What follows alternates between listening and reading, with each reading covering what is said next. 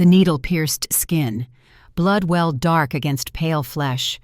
Elena's hands moved with the precision of long practice, stitching the ragged tear across the border guard's shoulder. The wound was deep, angry, the kind that spoke of claws and fury and the split second between life and death. 3 weeks in North Shadow territory. 47 cases treated. 0 infections.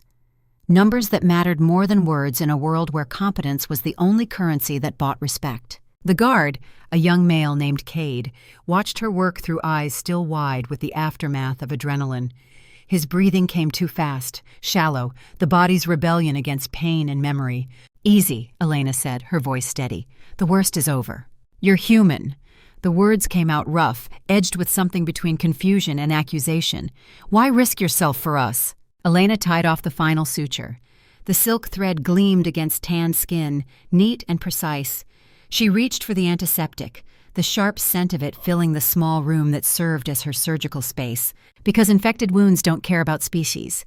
She cleaned the area with gentle efficiency. "And I'm good at my job." It was the truth. Not the whole truth, but enough of it. She didn't tell him about the village 6 months gone, the smell of smoke and blood, the screams that still woke her in the hours before dawn. Didn't tell him about Grandmother Irina's last words, pressed into Elena's palm, along with the silver pendant shaped like a crescent moon with herbs etched into its surface. "Stay invisible," Irina had whispered. "Stay alive. But when you act, be indispensable." 3 weeks of invisible. 3 weeks of mixing tinctures and setting bones and proving that human hands could heal werewolf flesh. The old ways Irina had taught weren't magic. Just medicine refined by decades of practice in places where mistakes meant death. Cade flexed his shoulder experimentally. The stitches held. He would scar, but he would heal, would fight again. That was what mattered. "Thank you," he said. And there was weight in those 2 words. Respect earned, not given. Elena cleaned her instruments in silence.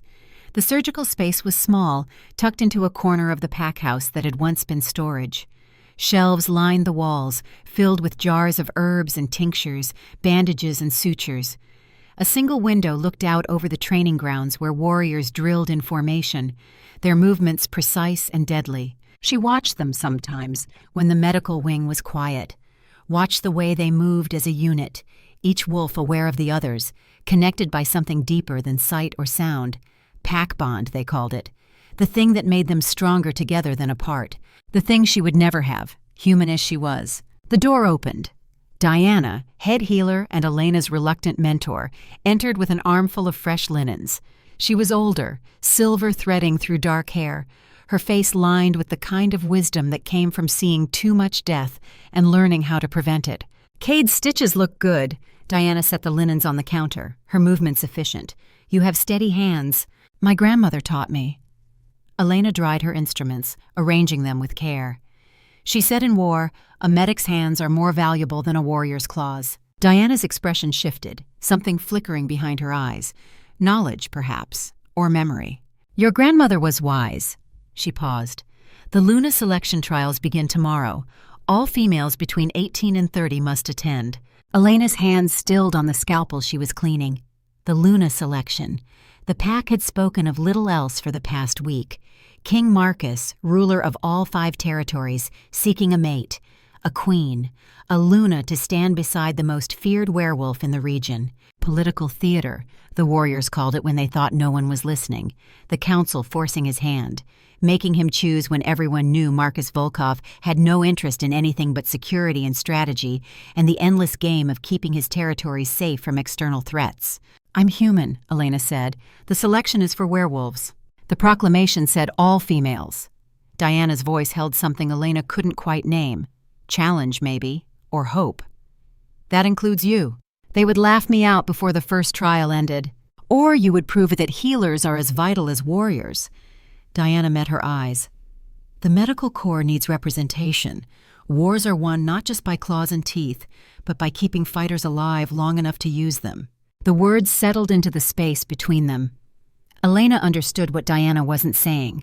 The pack's medical wing was understaffed, under-resourced, treated as an afterthought. A human entering the Luna trials would be seen as foolishness, but a human proving value in front of the entire pack would shift the perception of what healers could be. Strategic value, Cold calculation.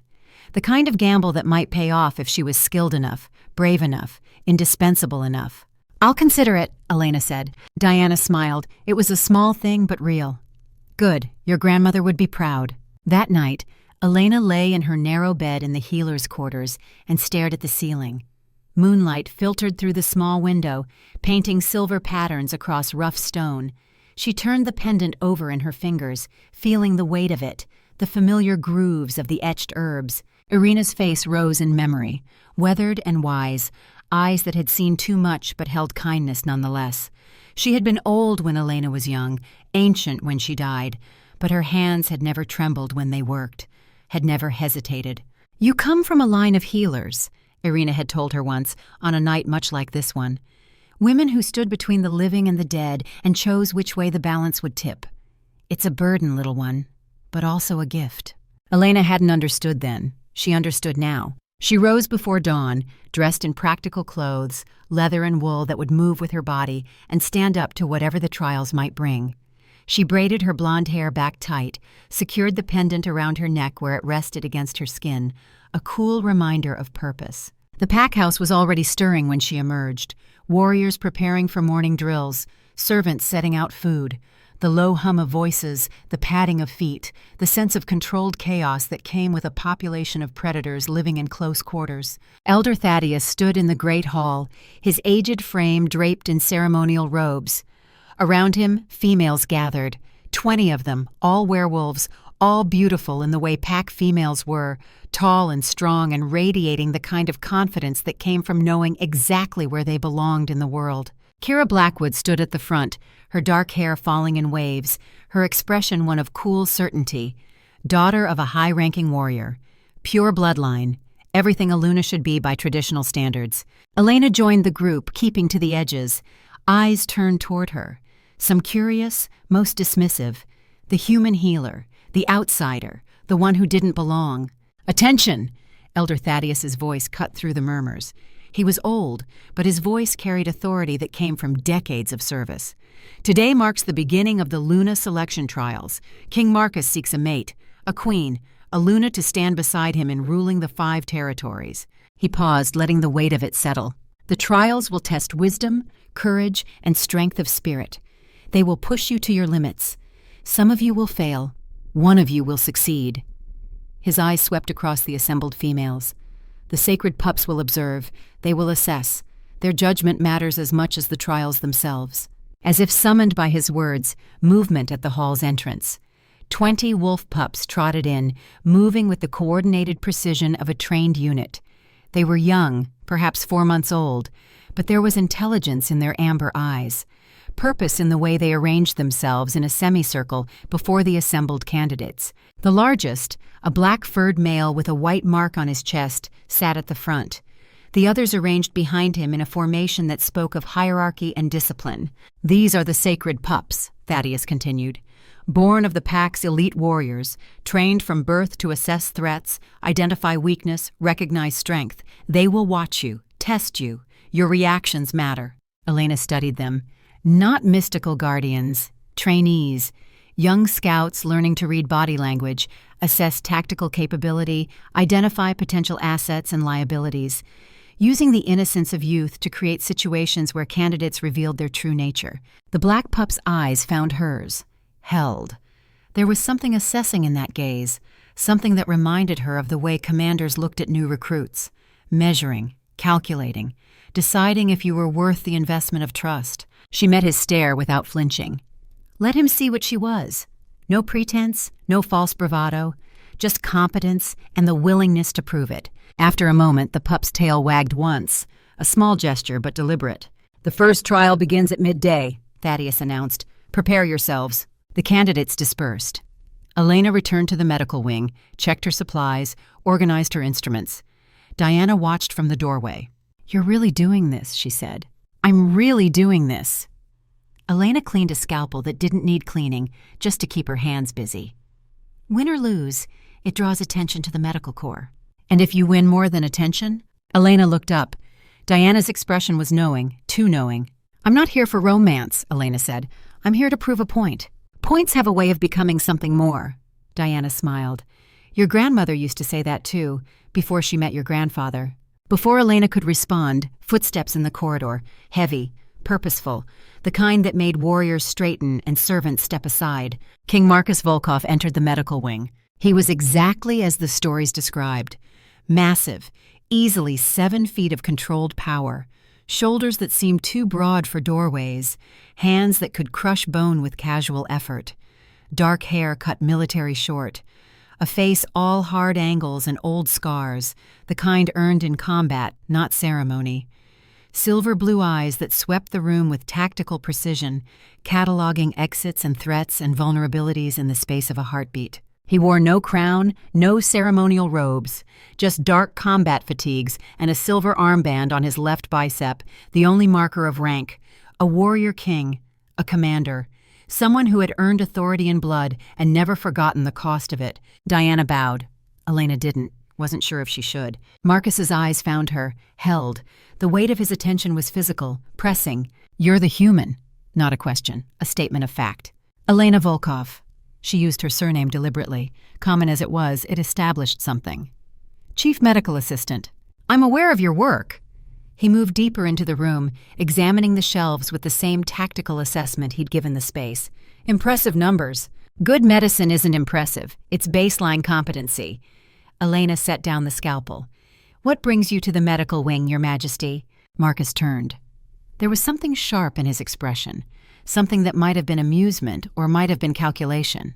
You entered the Luna trials. I did. Why? The question hung in the air. Elena considered her answer carefully. Kings didn't ask idle questions.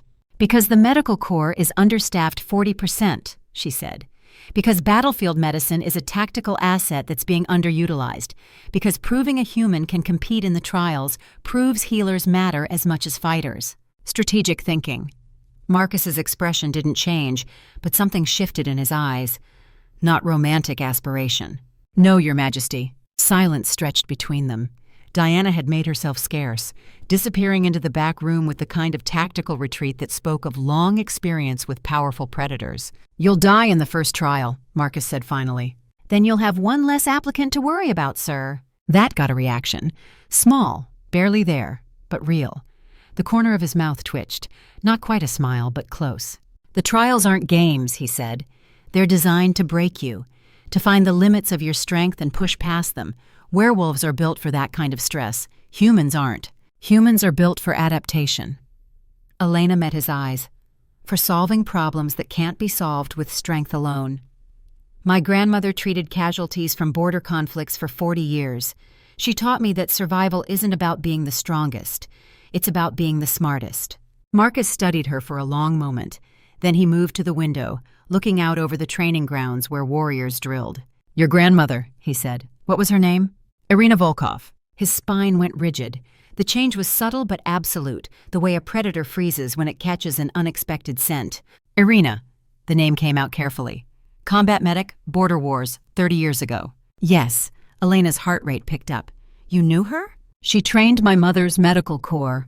Marcus's voice had gone flat, controlled in the way that meant emotion being actively suppressed. Disappeared after the ambush. We thought she'd been killed. The ambush. He said it like everyone should know what it meant, like it was the only ambush that mattered. She never spoke of it, Elena said quietly. Never spoke of her past. Just taught me medicine and survival and how to read people well enough to know when they were lying. Marcus turned. The look in his eyes was something Elena couldn't name. Recognition, maybe. Or suspicion. What else did she teach you?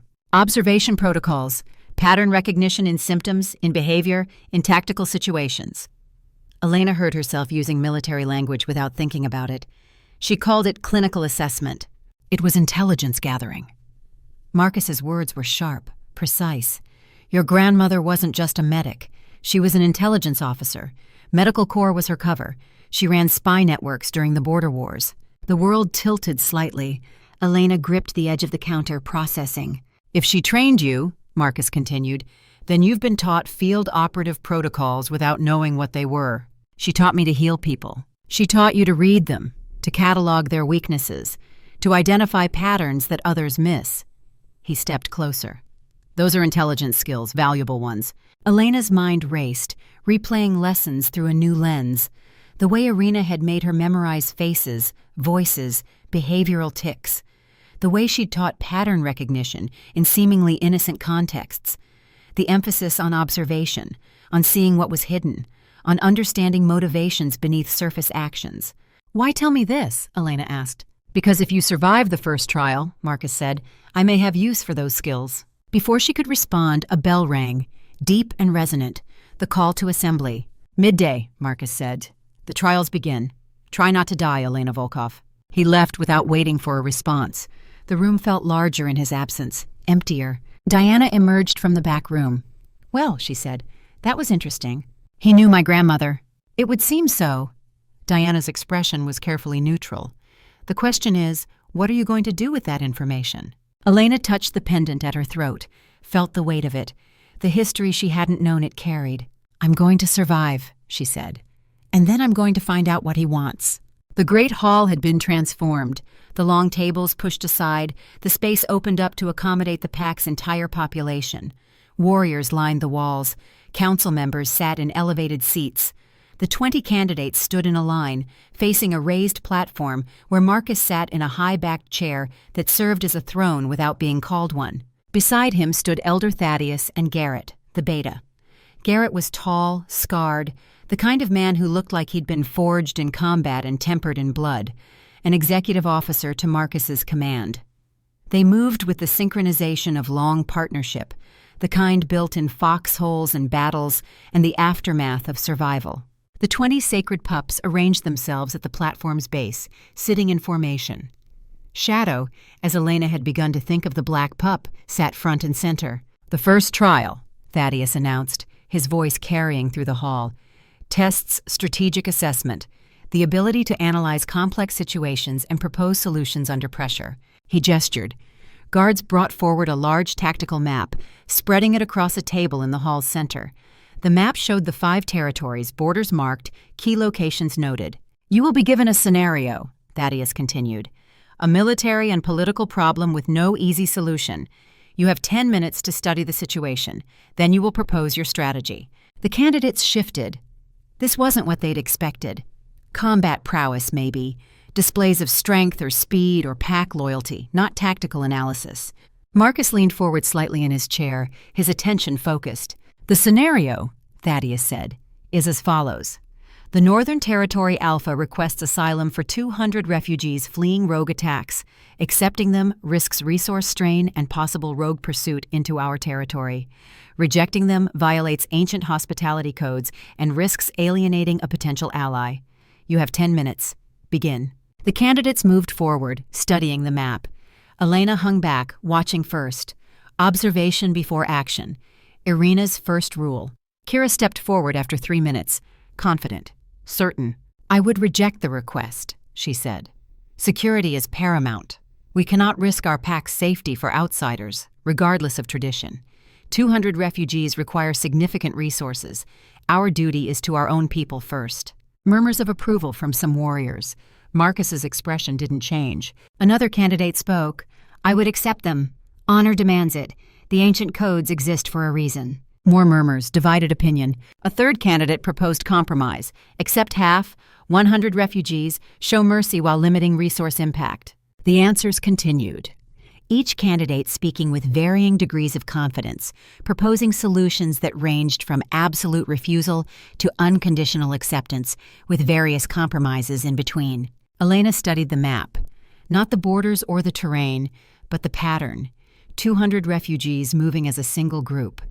That was unusual. Refugee flows were typically scattered, fragmented, family units fleeing in whatever direction seemed safest. 200 moving together meant organization, leadership, purpose. Her turn came. She stepped forward, aware of eyes on her. The human, the outsider, the one who didn't belong. "This is a false choice," she said. The hall went quiet. "The real question isn't whether to accept refugees," Elena continued. "It's why 200 people are moving as a single organized group. That's battalion-sized. Rogues don't create refugee flows that large without strategic purpose." She traced the refugee route on the map. "I would accept the asylum request, but I would separate the refugees into 4 groups of 50 each, different locations across our territory. I would implement mandatory medical screening for disease prevention. She looked up, meeting Marcus's eyes. Medical screening serves two purposes. It identifies the genuinely wounded and ill, but it also spots infiltrators. Physical conditioning inconsistent with civilian refugee status, tactical training visible in movement patterns, weapons calluses on hands, medical examination reveals what visual inspection misses. The hall was absolutely silent now. Refugees grateful for medical care become information sources, Elena said. Within 72 hours, through routine treatment, we know, are rogues actually pursuing? Are there infiltrators? What's the real threat level? And we have that intelligence while maintaining the appearance of honoring hospitality codes. She stepped back. Refugee compartmentalization provides security. Medical intelligence gathering provides actionable information, and we fulfill our honor obligations while protecting our people.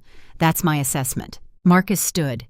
The movement was fluid despite his size, controlled power in every line of his body. He descended from the platform, crossing the hall until he stood directly in front of Elena. "You just proposed refugee processing protocols straight out of military intelligence doctrine," he said quietly.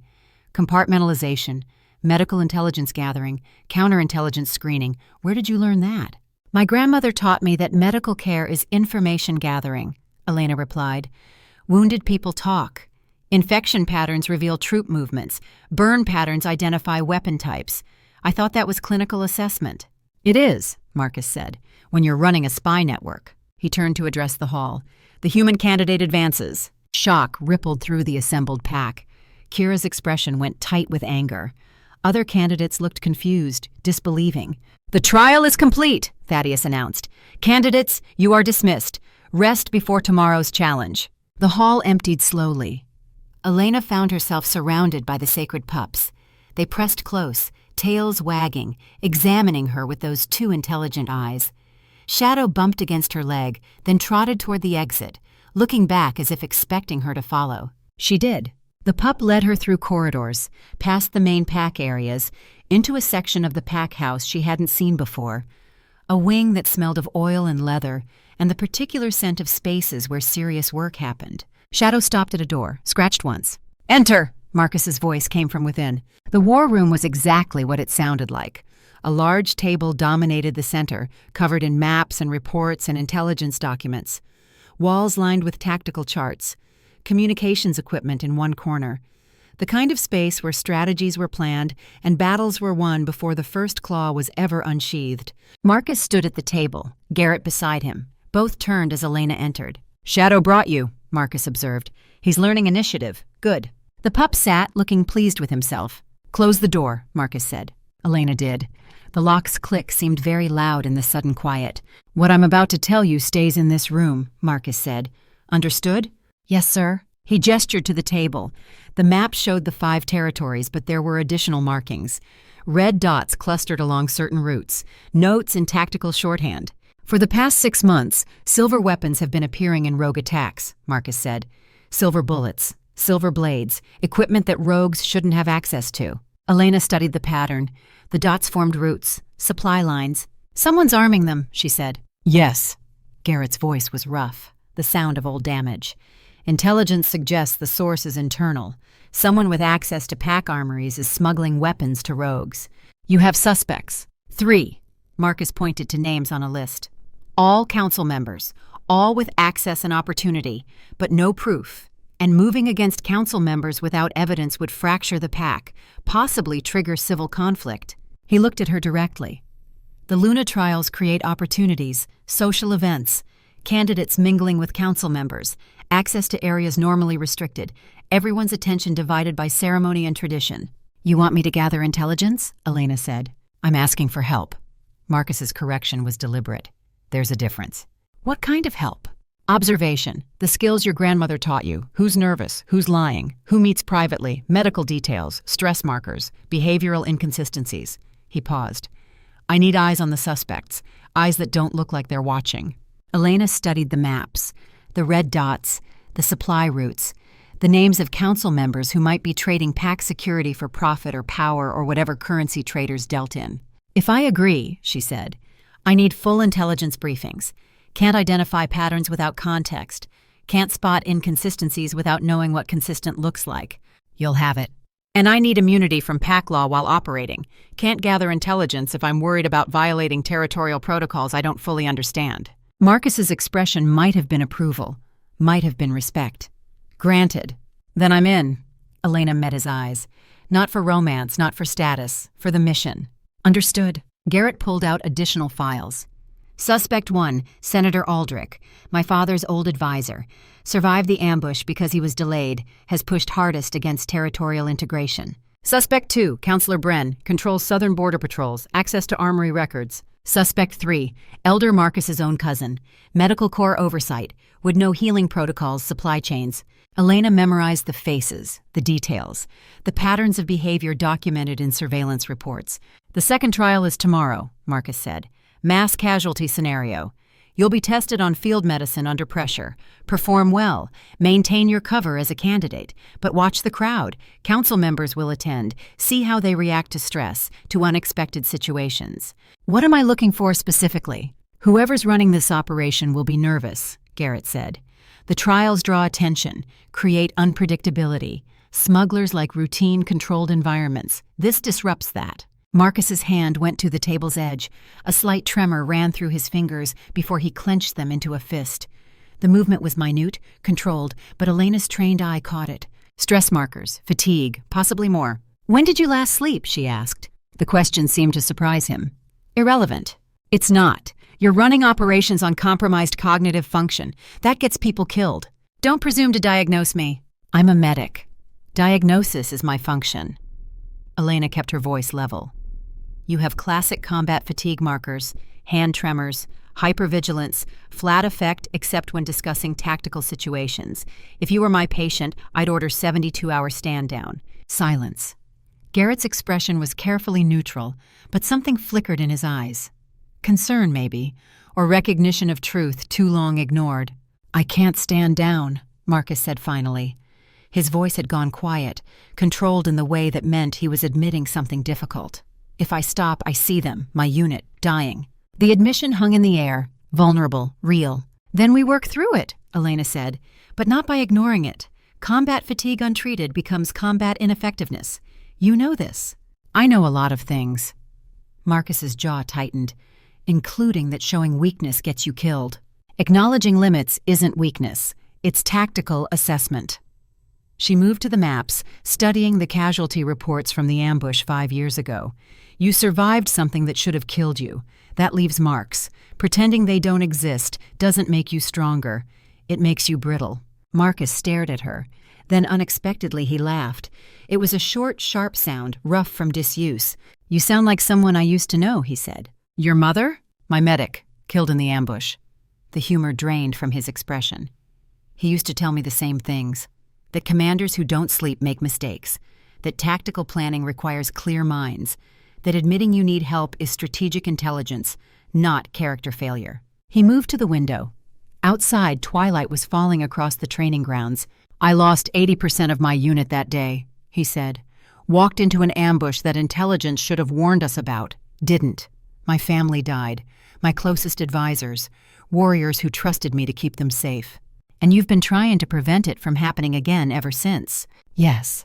By never trusting anyone. By controlling every variable. By treating sleep and rest as luxuries you can't afford. Elena crossed to stand beside him. How's that working? I'm alive. My territories are secure. Secure isn't the same as safe, and alive isn't the same as living. Marcus turned.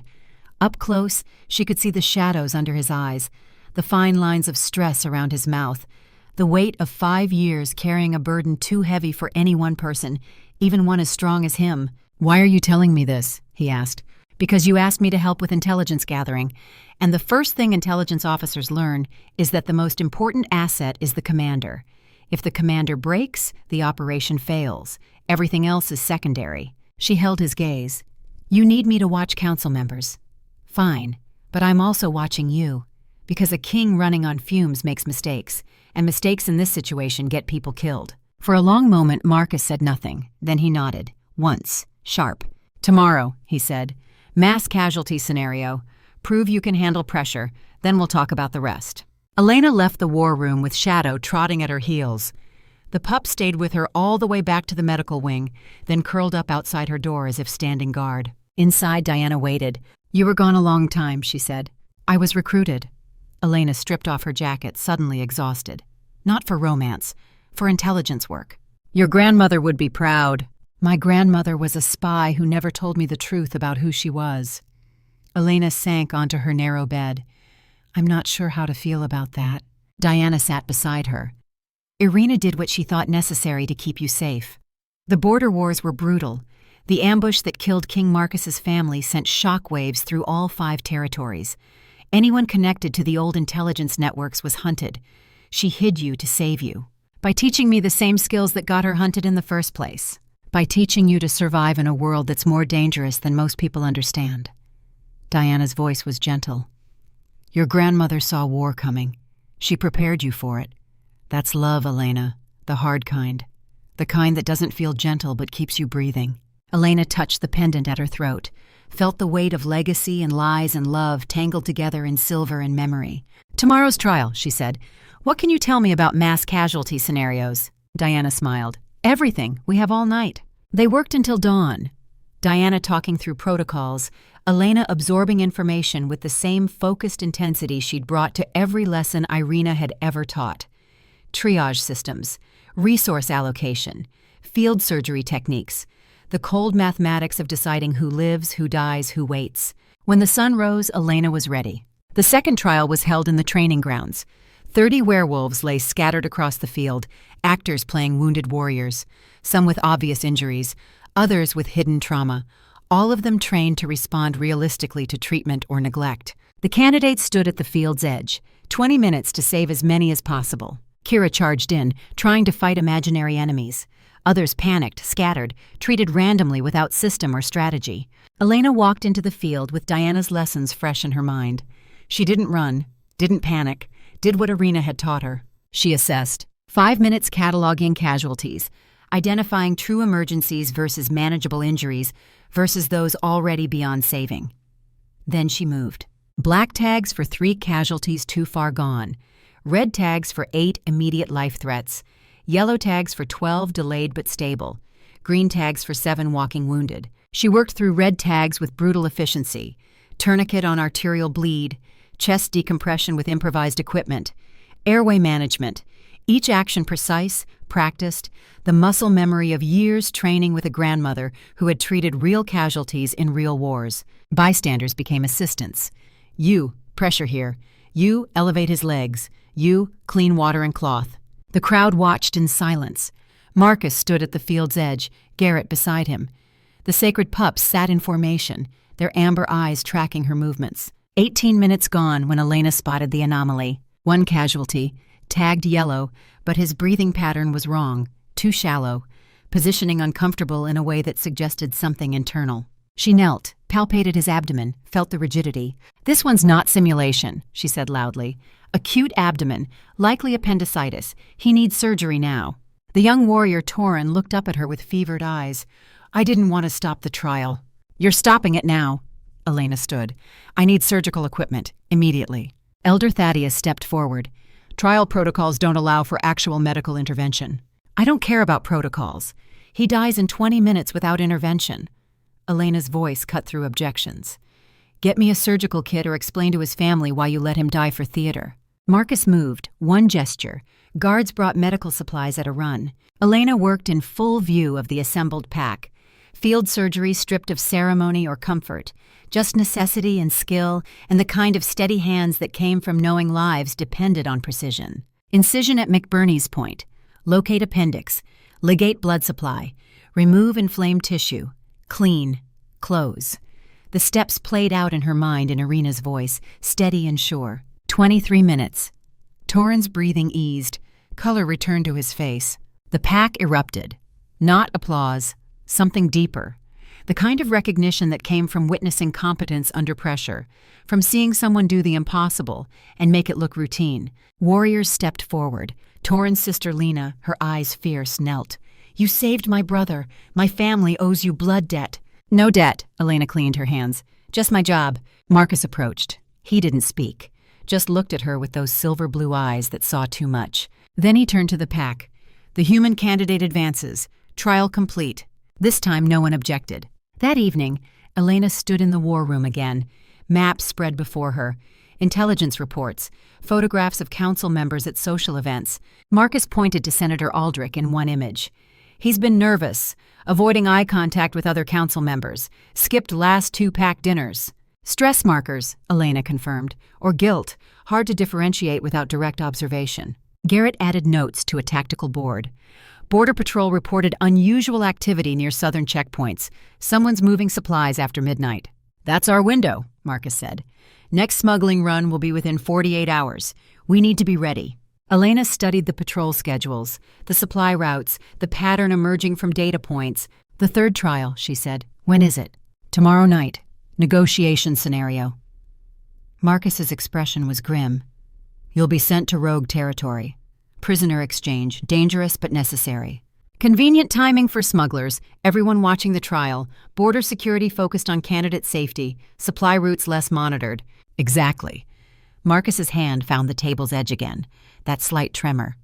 Which is why I'm sending Garrett with you. Security escort, officially to protect candidates, actually to watch the borders while you negotiate. And you? I'll be watching the council, seeing who's too interested in border activity, who's nervous about trial timing. It was a plan, multi-layered, using the selection trials as cover for counterintelligence operations. Elena should have felt manipulated, used. Instead, she felt something else. Purpose. I'll need intelligence on the rogue leader, she said. Psychology, leverage points. Can't negotiate effectively blind. Marcus pulled out a file. Commander Victor, former pack warrior, went rogue after the ambush. Bitter, angry, but not stupid. He's kept his people alive in hostile territory for 5 years. That takes skill. Elena read through the file, studied Victor's face, the scar across his jaw, the eyes that had seen too much and stopped caring about consequences. He lost people too, she said, in the ambush. Everyone lost people. Which gives us common ground. Shared trauma. That's leverage. Marcus looked at her sharply. You're planning to build rapport with a rogue commander. I'm planning to succeed in the trial while gathering intelligence about border activity. Elena met his eyes. Isn't that what you recruited me for? Something that might have been a smile touched Marcus's expression. Brief, real. Your grandmother trained you well, he said. She did. Elena closed the file. Now tell me about the ambush. Everything.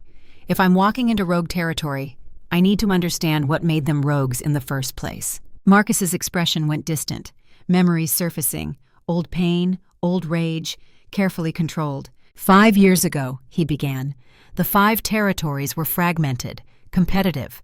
My father wanted unity, called a summit. All 5 alpha families at the ancient temple. He moved to the window. Outside, night had fallen complete. It was a trap. Explosion killed everyone.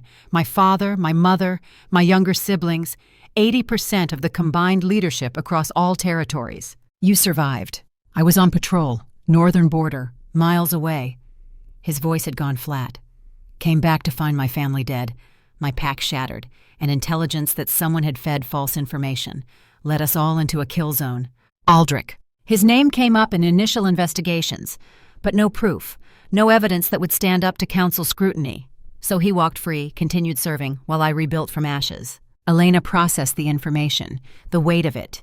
5 years carrying that knowledge, suspecting but unable to prove, hunting a traitor who wore the mask of advisor. You said Victor went rogue after the ambush, she said. Why? He was one of my father's betas, survived the explosion, blamed the council for the security failure, wanted immediate action. When we moved slowly, legally, gathering evidence, he took his loyalists and left, started hitting supply lines, disrupting territory operations, guerrilla warfare, trying to force your hand. Yes, Marcus turned. He wanted me to purge the council, kill anyone suspicious, rule through fear. I refused. Because that's not leadership, that's tyranny. Because that's how you create the very thing you're trying to prevent. Fear breeds paranoia. Paranoia breeds betrayal. I've seen that cycle before. Elena understood then. The weight Marcus carried wasn't just grief. It was responsibility. The burden of choosing between revenge and justice, between quick action and right action. Tomorrow's negotiation, she said. Victor will test me. He'll want to know if I'm like you, patient, strategic, or if I'm impulsive. What will you tell him? The truth. That I'm emetic. that I solve problems through understanding, not force, that I'm here to prevent deaths, not cause them. Marcus studied her for a long moment. You really aren't here for romance, are you? No, sir. Something in his voice suggested that understanding didn't mean acceptance, just acknowledgement of current reality. The war room door opened. Shadow trotted in, followed by the other 19 sacred pups. They arranged themselves around the table, watching with those 2 intelligent eyes. They've been following you, Marcus observed. All day. That's unusual. They're assessing, Elena said. Same as you. And what do you think they see? Elena looked down at Shadow. The black pup tilted his head, tail wagging slightly. Same thing my grandmother saw when she trained me, Elena said. Someone who can survive in the spaces between worlds. Someone useful. Marcus made a sound that might have been agreement. Get some rest, he said. Tomorrow's trial is dangerous. Real danger, not simulation. Victor doesn't take prisoners lightly. If negotiation fails, things could get bloody. They won't fail. Confidence or certainty? Preparation, Elena said, which my grandmother taught me was the same thing. She left the war room. Shadow and 3 other pups followed her to the medical wing. They curled up outside her door as if standing guard. Inside, Diana waited again. The pack's talking, she said, about the human who saved Torin, about the candidate who thinks like a general. Let them talk. They're also talking about you spending time in the war room with King Marcus. Speculation is running wild. Elena smiled, tired. Let them speculate. Reality is more interesting than romance. Is it? I'm hunting a traitor while pretending to compete for Luna. Yes, it's more interesting. Diana laughed. Your grandmother would definitely be proud. Elena lay in her narrow bed and stared at the ceiling. Tomorrow she would walk into rogue territory, would negotiate with wolves who had every reason to kill her, would gather intelligence while maintaining cover, would prove her worth or die trying. It should have terrified her. Instead, she felt something she hadn't felt since the village burned, since Irina died, since everything familiar turned to ash and smoke. Purpose. The pendant was warm against her skin. She touched it, feeling the familiar grooves. I hope you knew what you were preparing me for, she whispered to memory, because I'm in deep now, and there's no way out but through. In the darkness, Shadow's soft breathing was a comfort. The pup had decided she was worth protecting. The pack was beginning to see her as something other than outsider. Marcus had given her a mission that mattered. Tomorrow would bring danger. Tomorrow would test everything Irina had taught her. But tonight, for the first time in 6 months, Elena felt like she belonged somewhere. Even if that somewhere was a war room planning operations against traitors. Even if belonging meant becoming something her grandmother had been. Something dangerous and necessary and invisible until the moment action was required. She could live with that. She would have to. Outside, the moon rose full and bright. Silver light painted the medical wing in shades of gray. Tomorrow would come, trials and tests, and the kind of danger that couldn't be solved with medicine alone. But tonight, Elena Volkov, granddaughter of a spy, daughter of mystery, trained medic and reluctant operative, slept, and dreamed of smoke and blood and a grandmother's voice saying, "When you act, be indispensable." Tomorrow, she would be exactly that. The evening after Trial 2, the reception hall glittered with candlelight and careful politics. Council members mingled with pack elite, their conversations hushed and layered with meaning that went deeper than words. The remaining candidates stood in clusters, some confident in their advancement, others nervous about trials yet to come. Elena moved through the crowd like a ghost, present but unseen.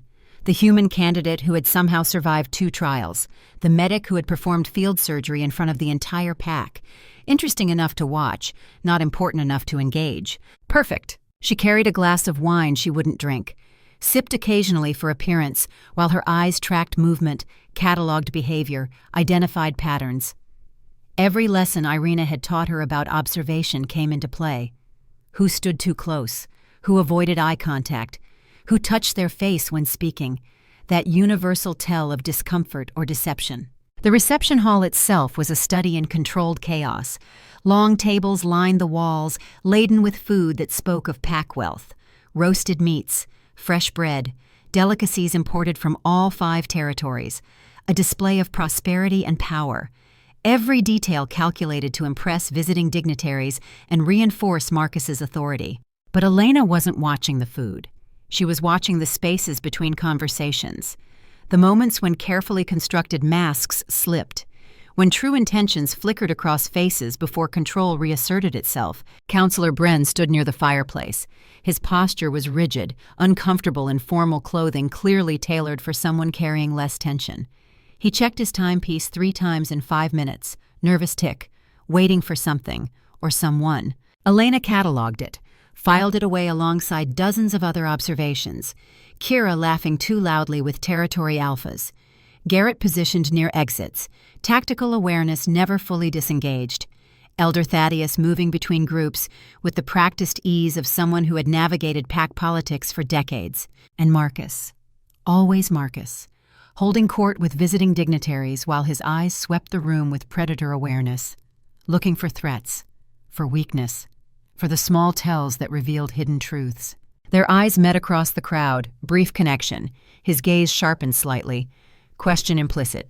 Anything? Elena tilted her head fractionally toward Aldrich. Confirmation. Target identified. Marcus's expression didn't change, but she saw acknowledgement.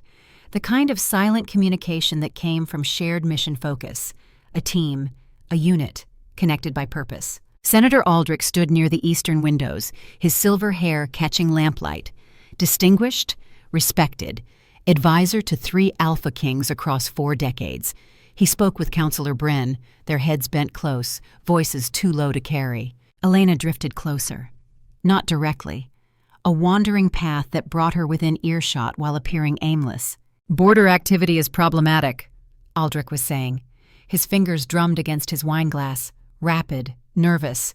The trials create too much attention, too many eyes on movements that should remain routine.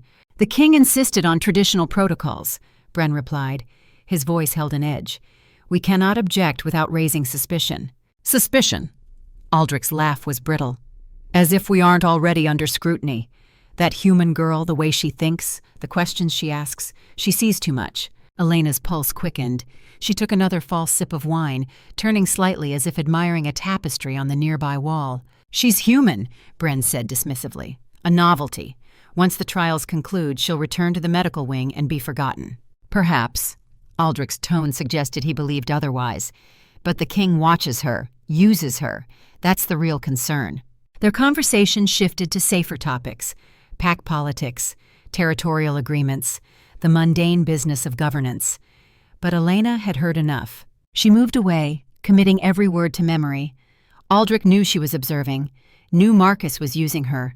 That level of awareness suggested either guilty conscience or intelligence network, possibly both. Across the hall, Marcus stood with Elder Thaddeus and several territory alphas. His posture was relaxed, controlled, the kind of ease that came from absolute confidence in one's ability to handle whatever came next. But Elena saw the tension in his shoulders, the way his eyes tracked movement even while appearing focused on conversation. Hypervigilance, combat instincts that never fully stood down. Their eyes met across the crowded hall, brief, deliberate. He tilted his head slightly toward the exit. A summons. Elena set down her wine glass and slipped through the crowd. No one stopped her. No one noticed. The invisible human, dismissed and forgotten. She found Marcus in a small side room that had been repurposed as a temporary command post. Maps covered one wall. Communication equipment sat on a desk. Garrett stood by the window, his scarred face grim. "Report," Marcus said without preamble. Aldrich and Bren met near the eastern windows. Aldrich expressed concern about border activity during the trials, specifically mentioned too many eyes on movements that should be routine. Elena recited the conversation verbatim. He also mentioned me by name, said I see too much. Marcus's expression darkened. They know you're observing. Or suspect. Hard to tell if it's specific knowledge or general paranoia. Garrett pulled out a tactical map, marking positions. Aldrich's been careful. No direct contact with known smuggling routes. But his cousin controls a transport company that moves supplies between territories. Perfect cover for weapons trafficking. Do we have surveillance on the cousin? Elena asked. Limited. He operates mostly in Southern Territory, outside our direct jurisdiction. Marcus's hand found the desk's edge, that slight tremor. Elena noted it but said nothing. Not here, not in front of Garrett. The third trial is tomorrow night, Marcus said. Prisoner exchange negotiation with Victor's rogue pack. You'll be escorted to their camp. Official purpose, demonstrate diplomatic capability under hostile conditions. actual purpose? Elena asked. Gather intelligence on rogue operations. Victor's been too quiet lately. Either he's planning something or someone's bought his silence. We need to know which. Garrett handed Elena a file. Victor commanded one of your father's elite units during the border wars.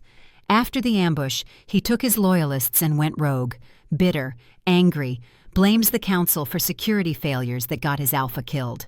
Elena studied Victor's photograph, scarred, hard, eyes that had seen too much and stopped caring about consequences, the kind of man who would burn the world if it meant avenging his dead. He hates the council, she said, but what does he think of you? The question was directed at Marcus. He met her eyes. He thinks I'm too patient, too willing to work within systems he believes are broken beyond repair. We've had 3 negotiations over the years. Each time, he's pushed for more aggressive action against council members he suspects of corruption. And you refused. Evidence before action, justice before revenge. That's the difference between leadership and mob rule. Elena understood. Victor was what Marcus could have become, what he'd chosen not to be, despite every reason to embrace rage over reason. Tomorrow's negotiation, she said. He'll test me. Want to know if I'm like you or if I can be turned? Can you? Marcus's question was sharp. I'm a medic. I solve problems through understanding, not force. That's not politics. That's who I am. Marcus nodded slowly. Garrett will accompany you. Security escort officially. Actually, he'll be watching for unusual border activity while you negotiate. If smugglers are using the trial as cover, tomorrow's the window. And you?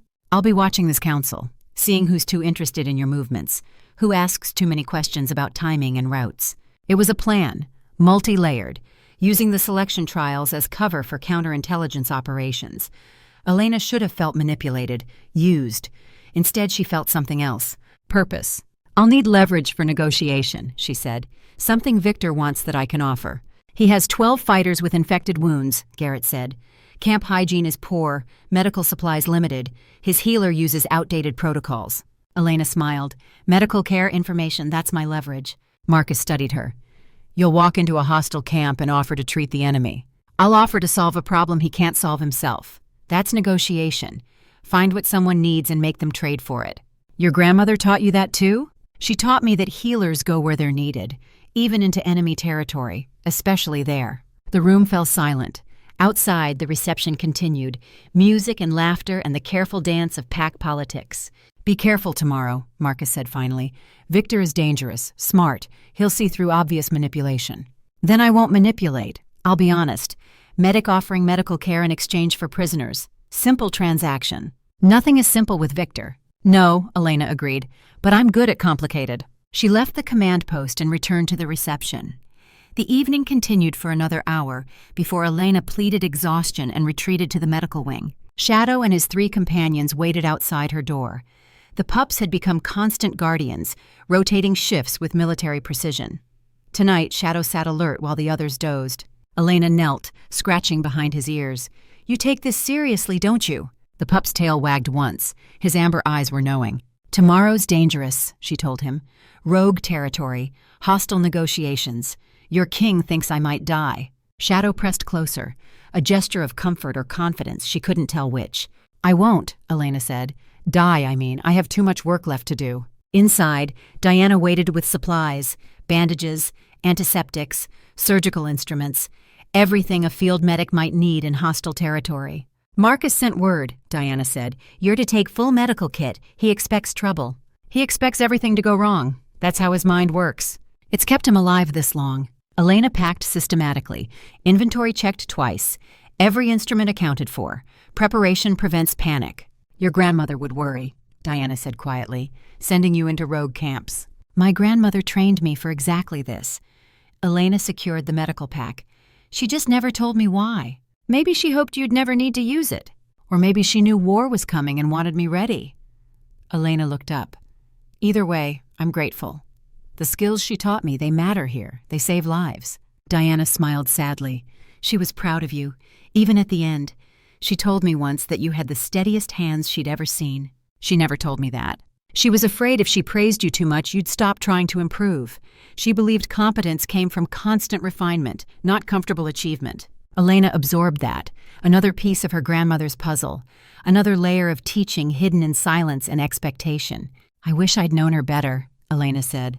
The real her, not just the grandmother who taught me herbs and healing.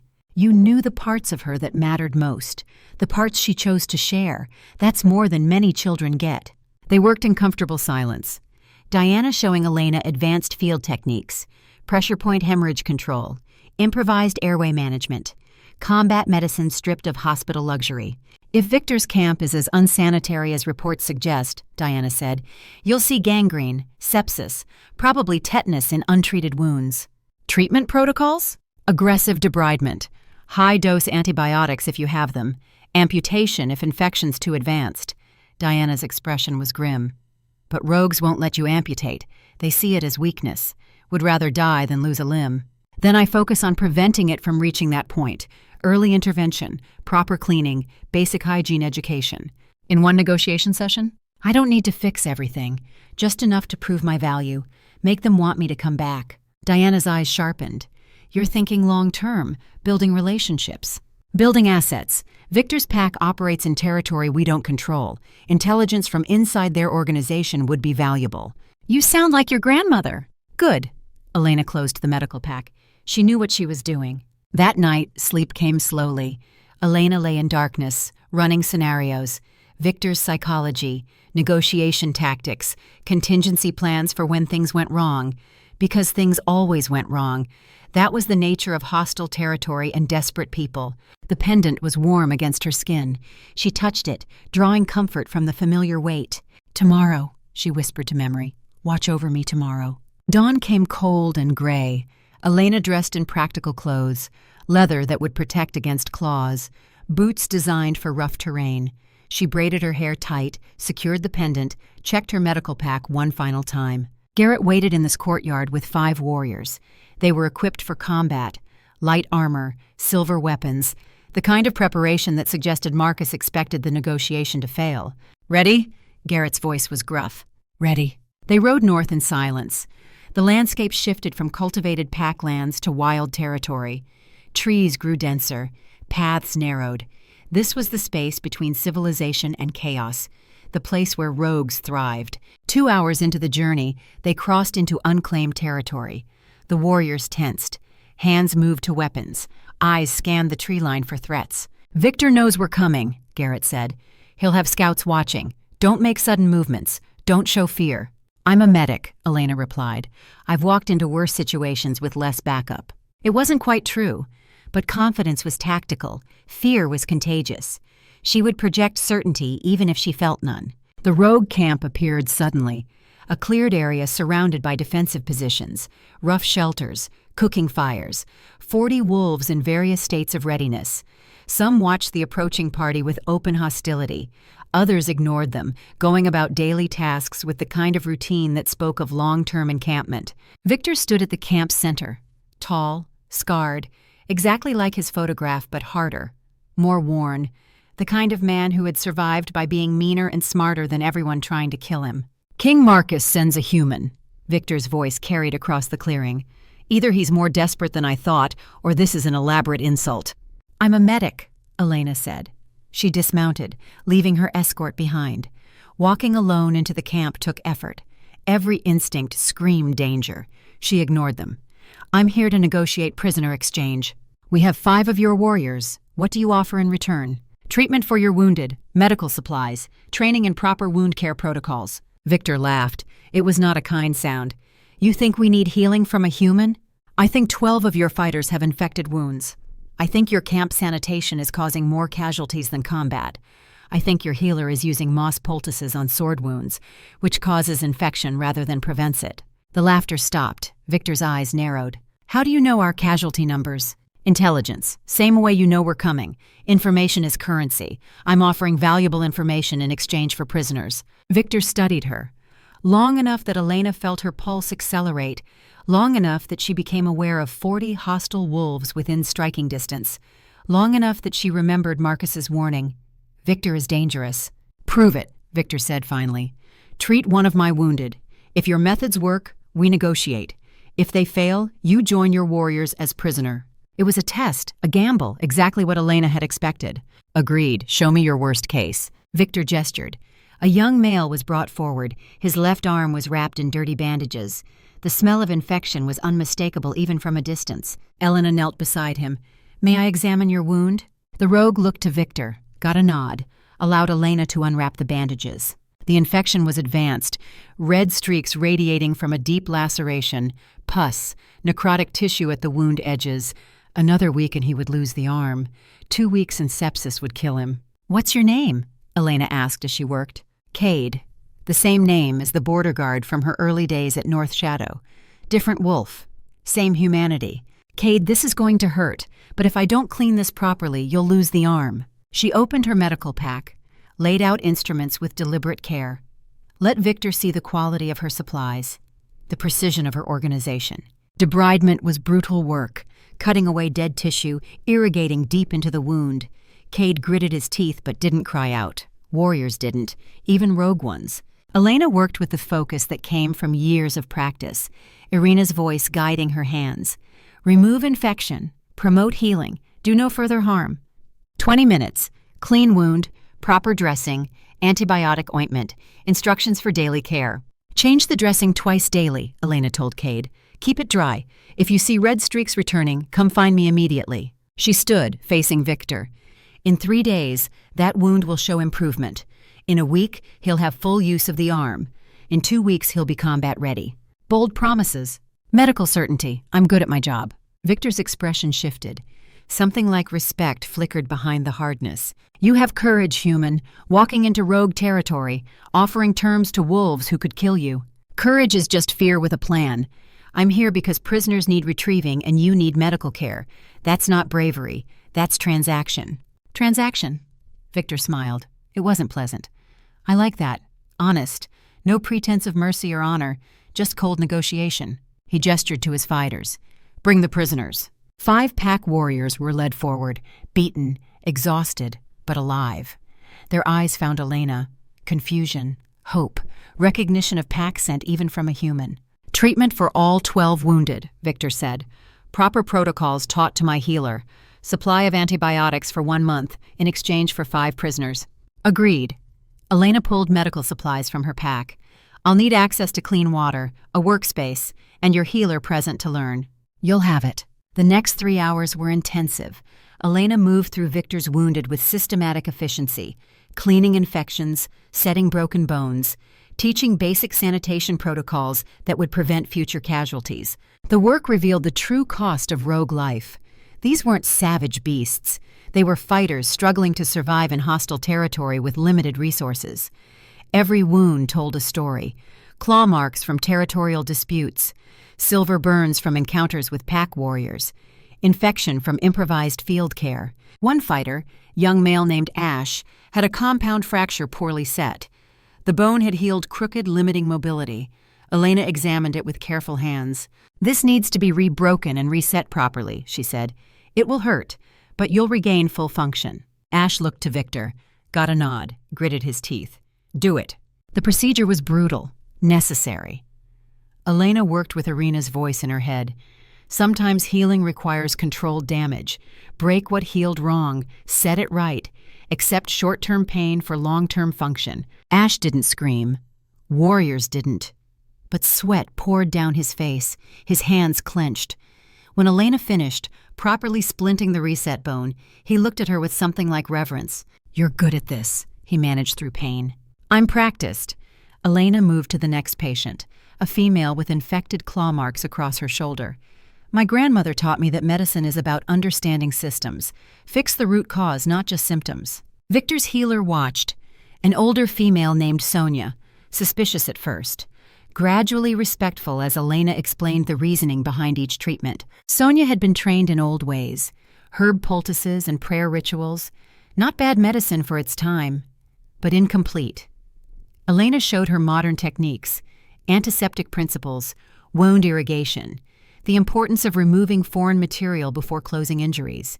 "Infection is the silent killer," Elena said, as she demonstrated proper wound irrigation on a fighter with embedded debris. "More fighters die from infected wounds than die in combat. Prevent infection, you preserve fighting strength." She used a syringe to flush the wound with sterile saline. The fighter hissed but held still. See how the water carries out dirt and damaged tissue? That's what prevents infection. Clean wound heals, dirty wound festers. Sonia nodded, taking mental notes. Our supplies are limited. Boil water, use clean cloth. Those cost nothing and prevent 80% of infections. Elena moved to the next patient, a male with poorly treated burns. Antibiotics are valuable, but basic hygiene is free. The burns were bad, 2nd degree across the chest. Someone had applied animal fat, old remedy, but wrong for this type of injury. The fat had trapped heat, worsening damage. Elena cleaned the burns carefully, applied proper dressing, explained to Sonia, burns need cooling, clean water, not fat, not oils. Those trap heat and cause deeper damage. The work was familiar, grounding. This was what Elena knew, what she was good at. Species didn't matter, werewolf or human. Wounds needed treating, lives needed saving. A crowd gathered, rogues watching the human healer work their wounded. She was aware of their stares, their suspicion. But she didn't let it affect her hands, steady, precise, the kind of competence that transcended species and politics. One older fighter approached, gray muzzle, scarred extensively. You treated my son during border conflicts, 20 years ago. I recognize your hands. Same steadiness. Elena looked up, confused. I'm only 20. 20 years ago I was an infant. Not you, your grandmother, Elena Volkov.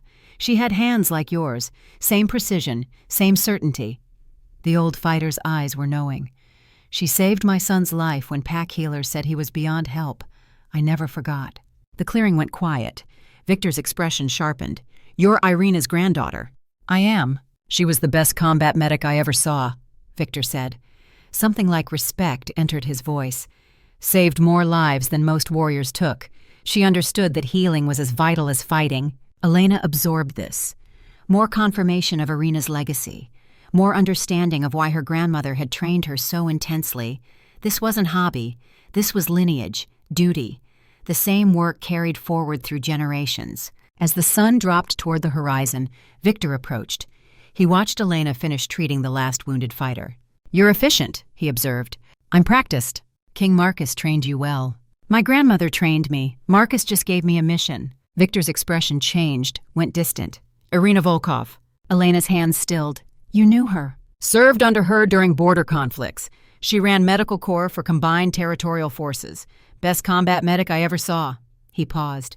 When she disappeared after the ambush, we thought she died. Many did. She survived, went into hiding, raised me far from werewolf territories. Smart woman. The purges after the ambush were brutal. Anyone connected to royal intelligence was hunted. She protected you by hiding you. Elena absorbed this. Another confirmation of Irina's past. Another piece of the puzzle. You blame the council for the ambush, she said. It wasn't a question. I blame whoever fed false intelligence. Whoever set the trap that killed our leaders. Victor's voice went hard. Aldrich was intelligence coordinator that day.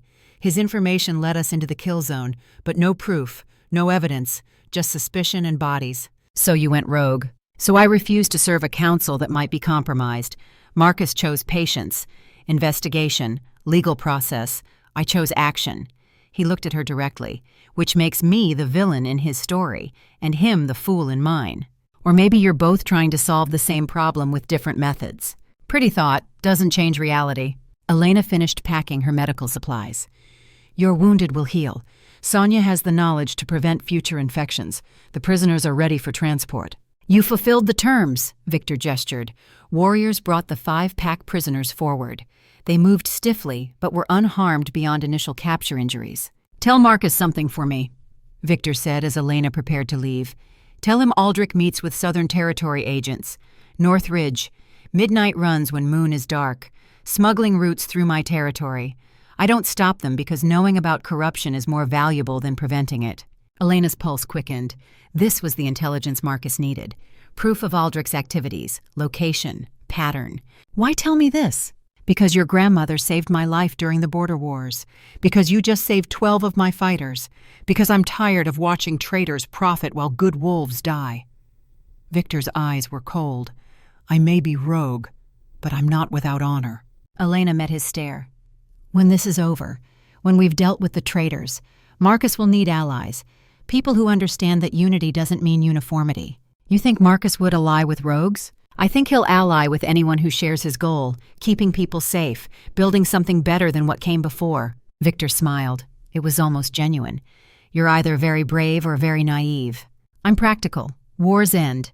What matters is what you build after. She mounted her horse. Next moon cycle, I'll return with medical supplies. Check on your wounded. We didn't agree to that. Consider it preventive care. Healthier enemies are more predictable, and I prefer predictable. She rode out of the rogue camp with Garrett and the escort. The 5 rescued prisoners safe. Intelligence secured. Mission successful. Garrett waited until they were clear of rogue territory before speaking.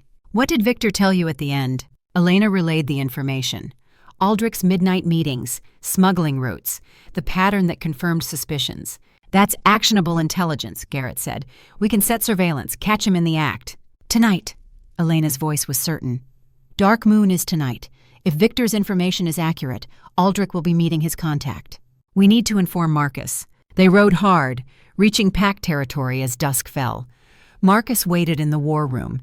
His expression was controlled, but Elena saw relief beneath it when she entered unharmed. Report! Elena laid it out. The negotiation. Victor's cooperation. The intelligence about Aldrich's midnight meetings. Marcus studied the tactical map. North Ridge, 3 approaches. Easy surveillance positions, but also easy to spot observers. He'll have counter-surveillance, Garrett said, expecting exactly this kind of operation. Then we don't hide. Marcus's eyes were sharp, tactical. We use the trial as cover. 3rd trial isn't until tomorrow.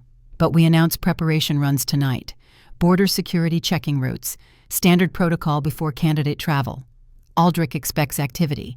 We give it to him. He relaxes, gets careless. And we watch from inside the security patrols, Elena finished, hidden in plain sight. Exactly. Plans formed, quick, efficient. The kind of coordination that came from experienced operators working toward shared goal. I want you there, Marcus said to Elena. Medical support for the security team, legitimate reason to be present, but also observation. If shooting starts, I need you keeping my people alive. Understood.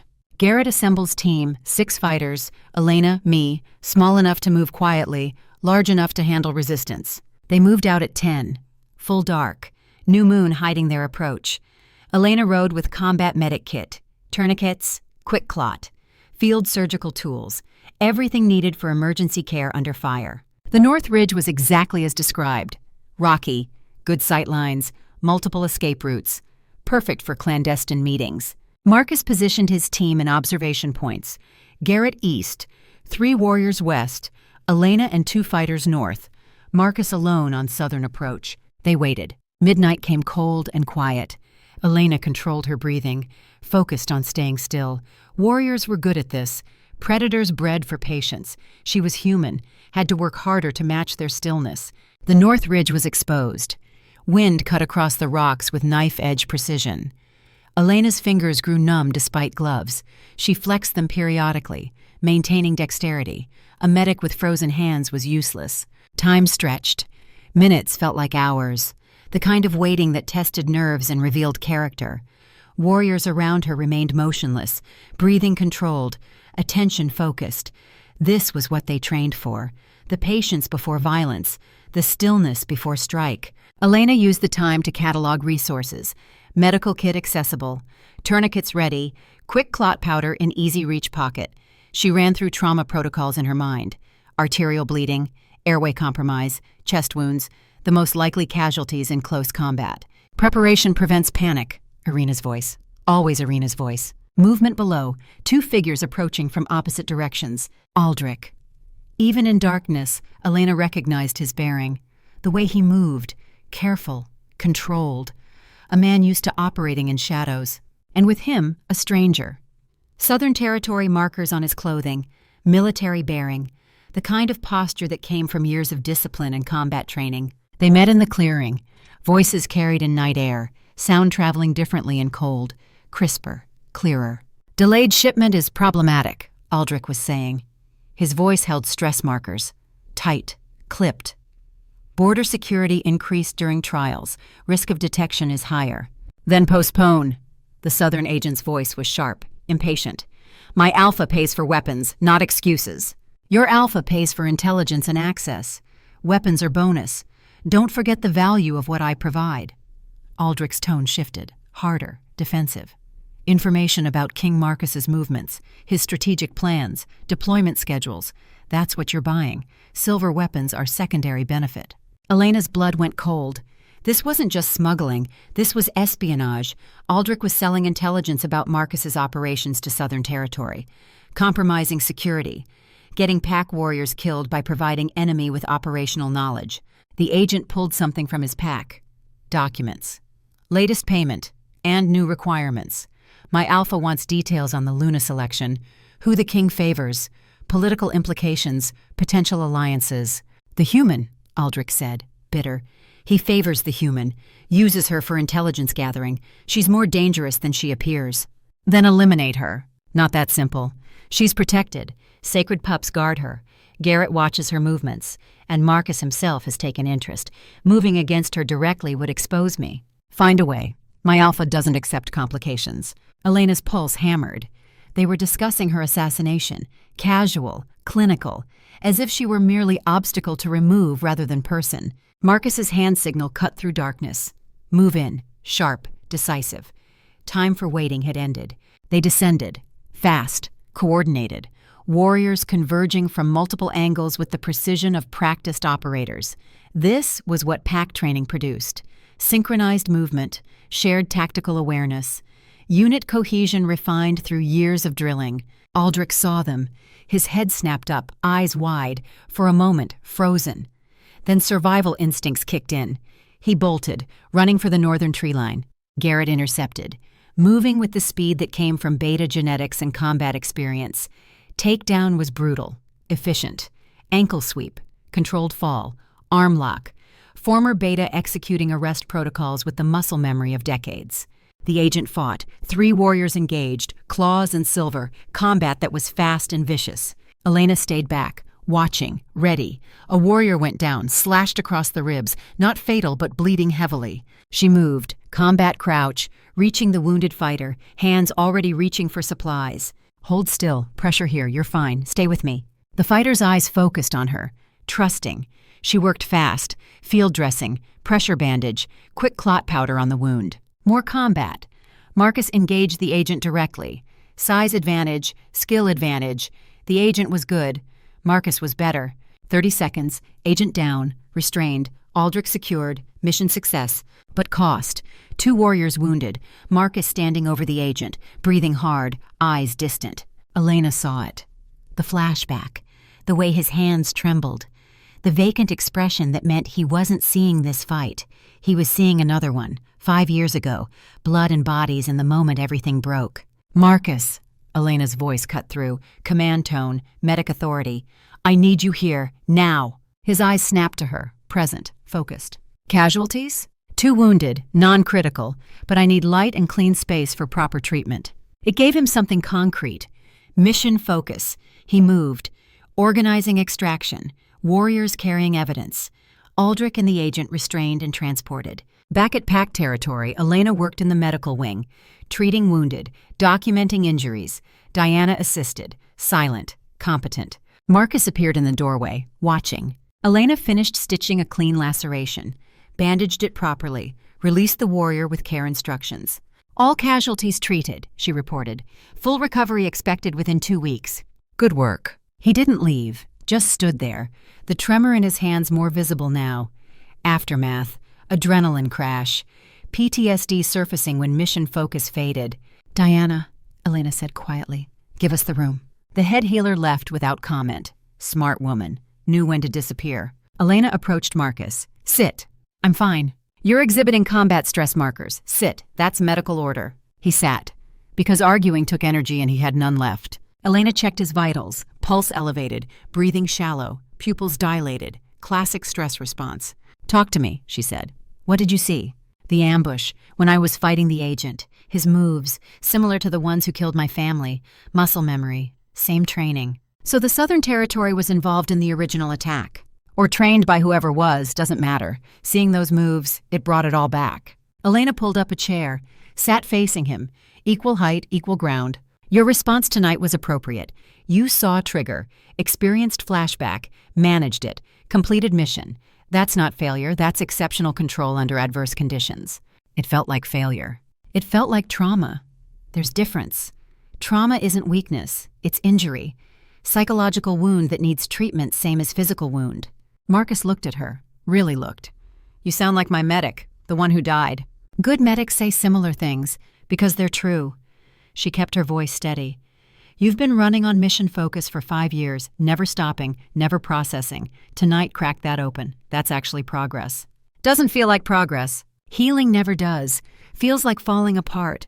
But you're not falling apart. You're finally feeling what you've been suppressing. He was quiet for a long moment. Then, I froze, during the fight, just for a second, but I froze. And Garrett covered you. That's what teams do. You can't be strong every second. No one can. That's why you build units. So when one falters, others carry the weight. I'm supposed to be the king, the commander, the one who doesn't falter. You're a person. People falter. The measure isn't whether you stumble, it's whether you get back up. Marcus studied her. Why are you telling me this? Because someone needs to. Because you're running yourself into the ground and it's going to get you killed. Because I'm a medic and my job is keeping you functional. She paused. And because despite everything, I think you're a good leader. And good leaders deserve support. Marcus absorbed this. Then carefully, we work well together. We do, Elena agreed. Always tactical. Always practical. Which is why I'm telling you to sleep. Real sleep. 6 hours minimum. You can't interrogate Aldrich effectively on 4 hours sleep and combat stress. That's an order? That's a medical recommendation. But I'll make it an order if I have to. He stood, tall, imposing, but also tired. So tired. Thank you, he said. For tonight. For all of it. Thank Garrett. He's the one who caught Aldrich. I mean for the other thing, the honesty, the medic thing. Elena understood. The vulnerability, the admission, the crack in armor. Get some sleep, Marcus. Tomorrow we have a traitor to interrogate and a conspiracy to unravel. That takes energy. He left. Shadow appeared from the corridor. The pup had been waiting. He followed Marcus into the darkness. Elena cleaned her instruments, put away supplies. The medical wing was quiet, except for soft breathing from a recovering patient in the back room. Diana emerged. That was well handled. Which part? All of it. The combat medicine, the psychological intervention, the boundaries. He needed someone to be honest. Everyone treats him like untouchable king. He's just a person carrying too much weight. He's lucky to have you on his team. I'm lucky to have a mission worth doing. Elena locked the supply cabinet. Tomorrow's going to be intense. Interrogations always are. Not just that. We caught one conspirator, but this goes deeper.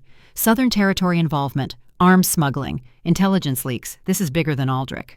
Which means more danger. Which means more work. Elena touched her pendant. My grandmother didn't raise me for easy. That night, Elena dreamed of smoke and blood and battles not yet fought. When she woke before dawn, Shadow was curled at the foot of her bed. 19 other pups slept in formation around her room. Guard duty, protection detail. These pups weren't mystical guides. They were soldiers in training, and they'd chosen her as worthy of protecting. Elena rose, dressed, prepared for whatever came next. In the war room, evidence was laid out. Silver weapons, correspondence, payment records, everything needed to prove Aldrich's treason. And in the cells below, a traitor waited. The real work was about to begin. Dawn came gray and cold. Elena stood in the war room, studying the evidence laid out across the tactical table.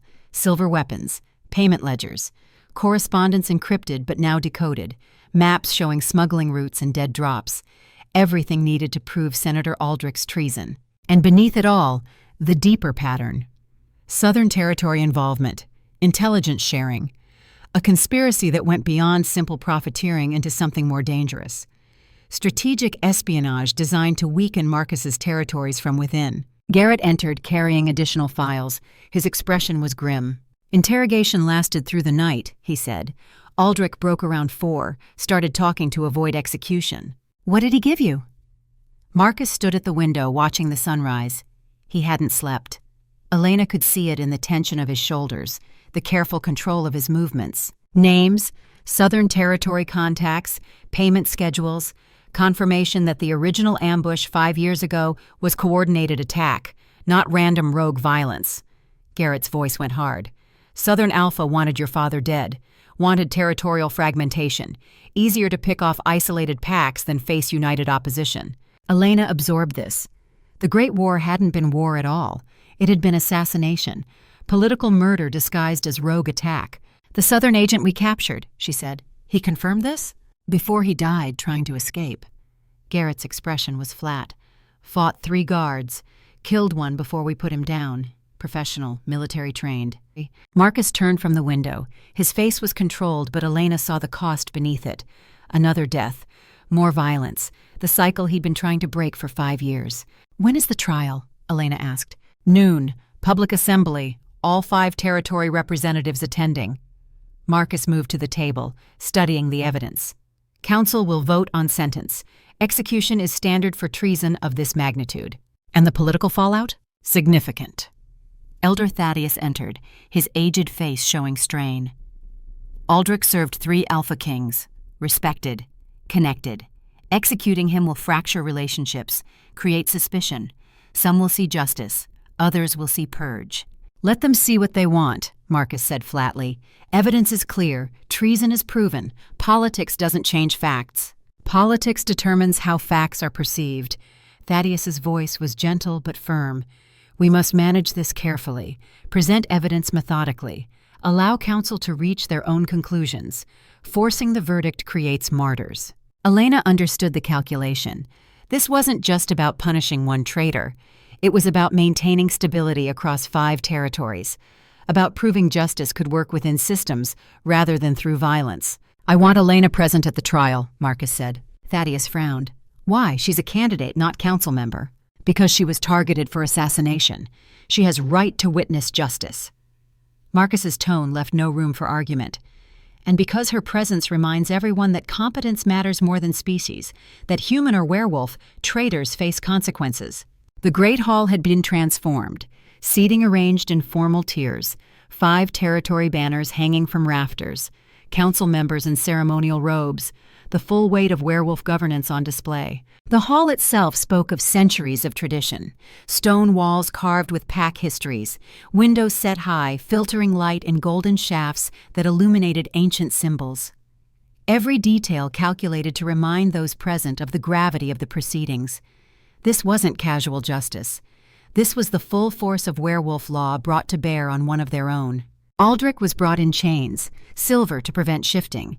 He walked with dignity despite restraints. A man who had served kings now facing judgment from those he'd betrayed. His face showed no fear, no regret, just acceptance of the role he'd played and the price it carried. The crowd was silent, packed. Warriors standing along walls in formal ranks, citizens filling every available space. This wasn't just trial. This was message, a demonstration that no one, regardless of service or station, stood above justice. Children were present, unusual for criminal proceedings, but Marcus had insisted, let the next generation witness that laws applied equally, that betrayal had consequences, that justice could work through systems rather than violence. Elena sat in the gallery, reserved for senior staff, Garrett beside her, Diana on her other side. Position of respect, recognition of authority earned.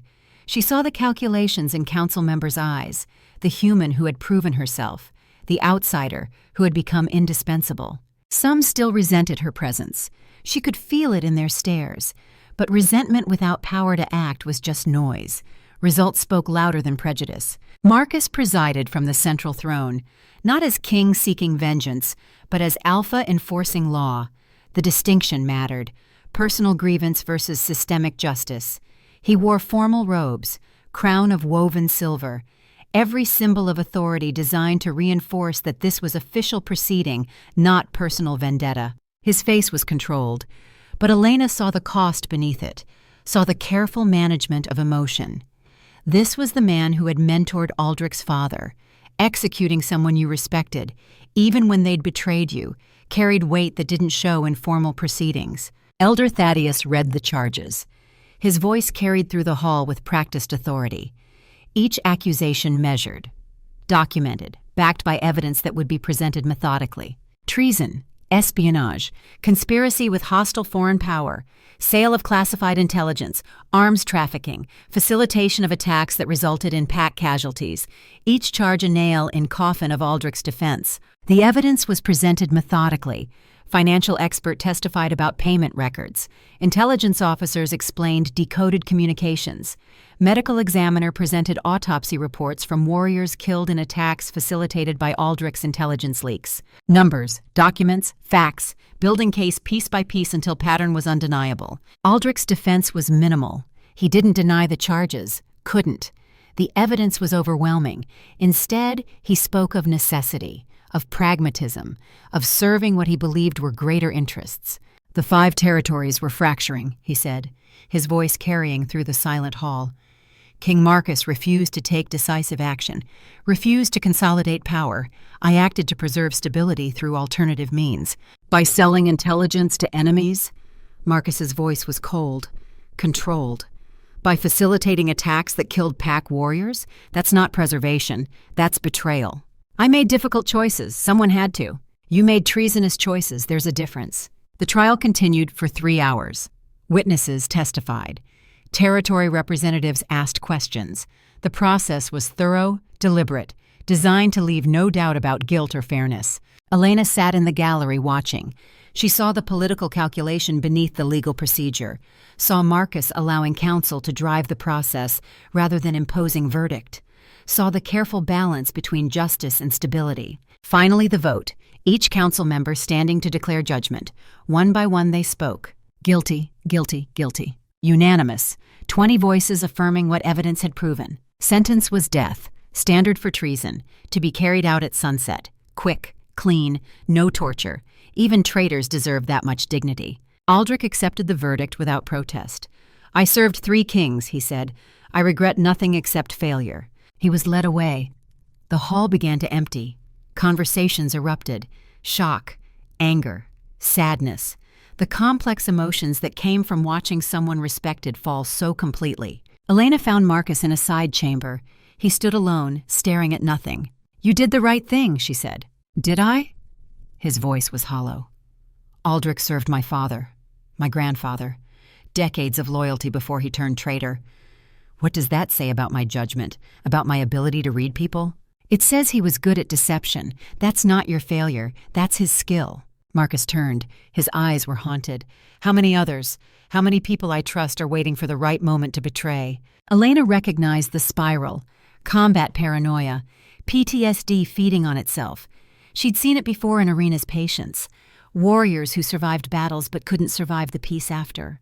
You can't live like that, she said quietly. Suspecting everyone, trusting no one. That's not leadership. That's isolation. Isolation kept me alive. Surviving isn't living. You taught me that. She stepped closer. Aldrich didn't betray you because you trusted. He betrayed you because he chose personal interest over duty. That's on him, not you. You make it sound simple. It is simple. Complicated but simple. You build systems. You verify. You trust but confirm. That's how intelligence works. That's how teams work. You don't have to be alone in this. Marcus looked away. The Southern Territory will retaliate. Aldrich's execution gives them excuse. Border conflicts will escalate. More warriors will die. Probably. But letting treason go unpunished would have killed more. Sometimes there are no good choices, just less bad ones. Is that what your grandmother taught you? That's what I learned watching you. Making hard decisions, accepting costs, leading even when it hurts. Silence stretched between them. Outside, preparations for execution were beginning. The final cost of betrayal. The Luna trials, Marcus said finally. They're concluded. You survived all 3. Council will expect me to make selection. Elena's pulse quickened. This was the moment. The decision that would determine her future in the pack. What will you choose? She asked. What's best for the pack? Medical infrastructure, intelligence capability, someone who sees patterns others miss. He met her eyes. Stay. As chief medical officer. Build your medical corps. Be the asset you've proven yourself to be. And the council? They'll expect Luna selection. The council will get what's best for the pack.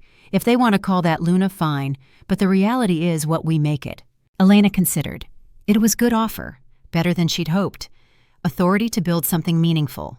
Resources. Respect earned through proven capability. I accept on one condition. Which is?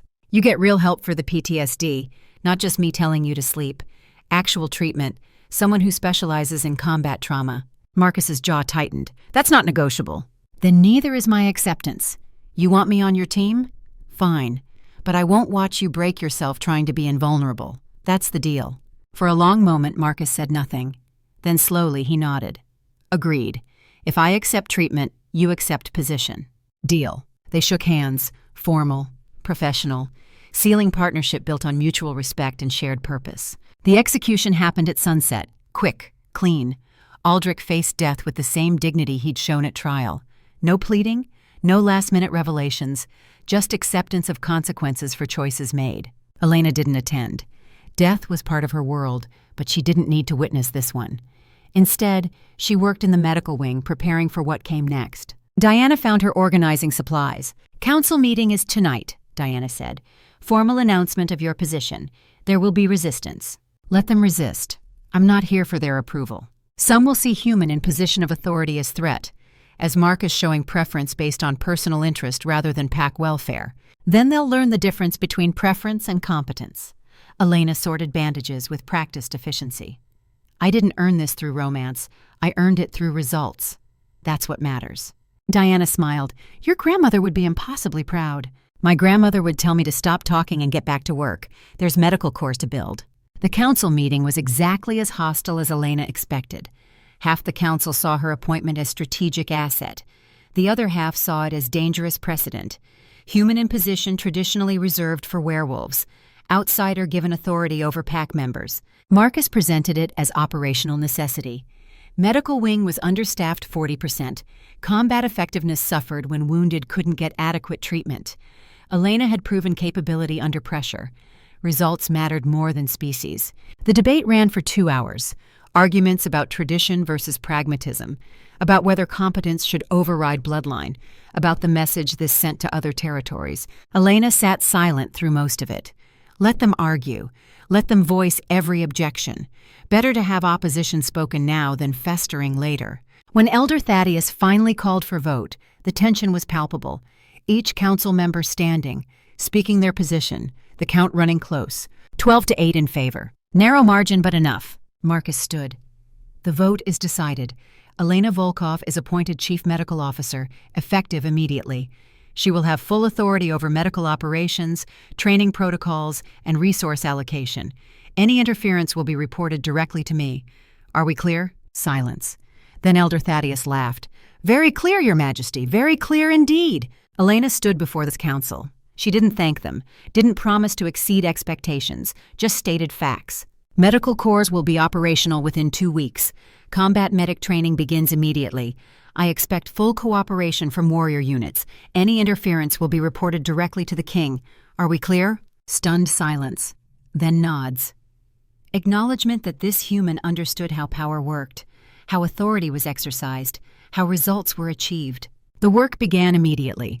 Elena recruited from healing staff and warrior ranks, looking for people with steady hands and strong stomachs, people who could function under pressure, who understood that saving lives was as vital as taking them. Lena was first volunteer, Torin's sister, the warrior whose family owed blood debt. "I'm not healer," Lena said. "I'm fighter. I need fighters who understand medicine, combat medics, people who can stabilize casualties under fire and then get back to fighting if necessary." Elena studied her. "You watched me work. You know what's required. Can you do it?" "I can learn." "Then you're in. Report tomorrow at dawn." More volunteers followed, young warriors seeing opportunity, older fighters looking for new purpose, humans from surrounding villages hearing that one of their own had risen to authority and wanting to serve. Within a week, Elena had 20 recruits. The training began in earnest. Not gentle introduction, but full immersion. Combat medicine under simulated pressure. Triage protocols drilled until they became muscle memory.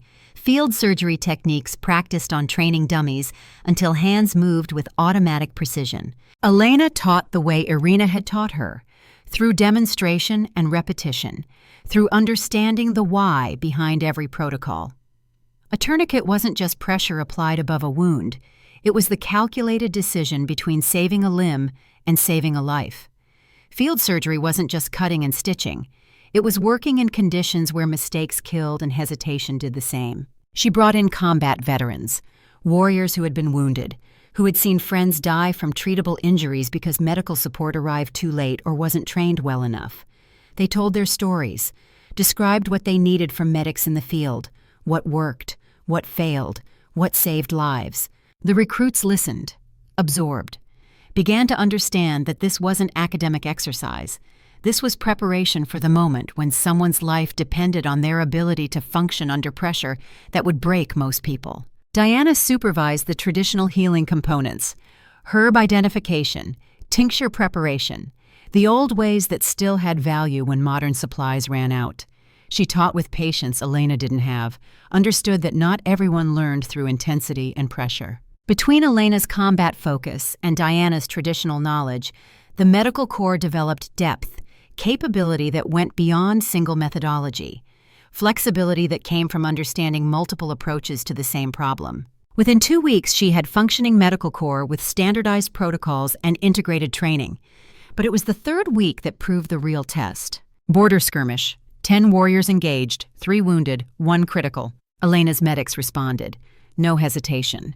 They moved into active combat zone with the same controlled urgency she'd drilled into them.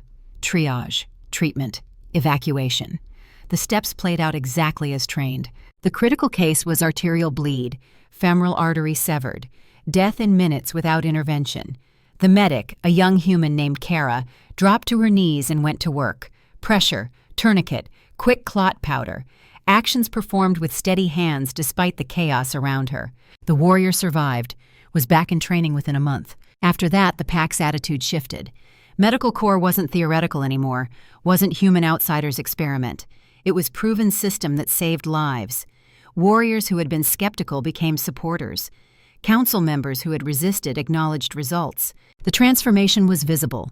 Casualties that once took weeks to recover were back in action in days. Infection rates dropped to near zero. Combat effectiveness increased measurably. Warriors who had dismissed medical wing as afterthought began to see it as strategic asset, began to trust that wounded would receive care that got them back to fighting strength. Elena ran the corps with military precision. Regular drills, competency testing, performance reviews. No room for mediocrity when lives depended on skill. She was demanding, uncompromising, expected excellence because anything less meant casualties. Some recruits washed out, couldn't handle the pressure, couldn't make decisions fast enough under stress. Elena released them without judgment. Better to discover limitations in training than in combat. Those who remained formed core of something new, not just medical wing, medical intelligence corps, healers who could gather information through treatment, who could operate in hostile territory, who could be force multipliers rather than just support staff. Marcus's condition showed improvement too. The specialist worked with him on trauma processing, PTSD management, sleep protocols that actually functioned.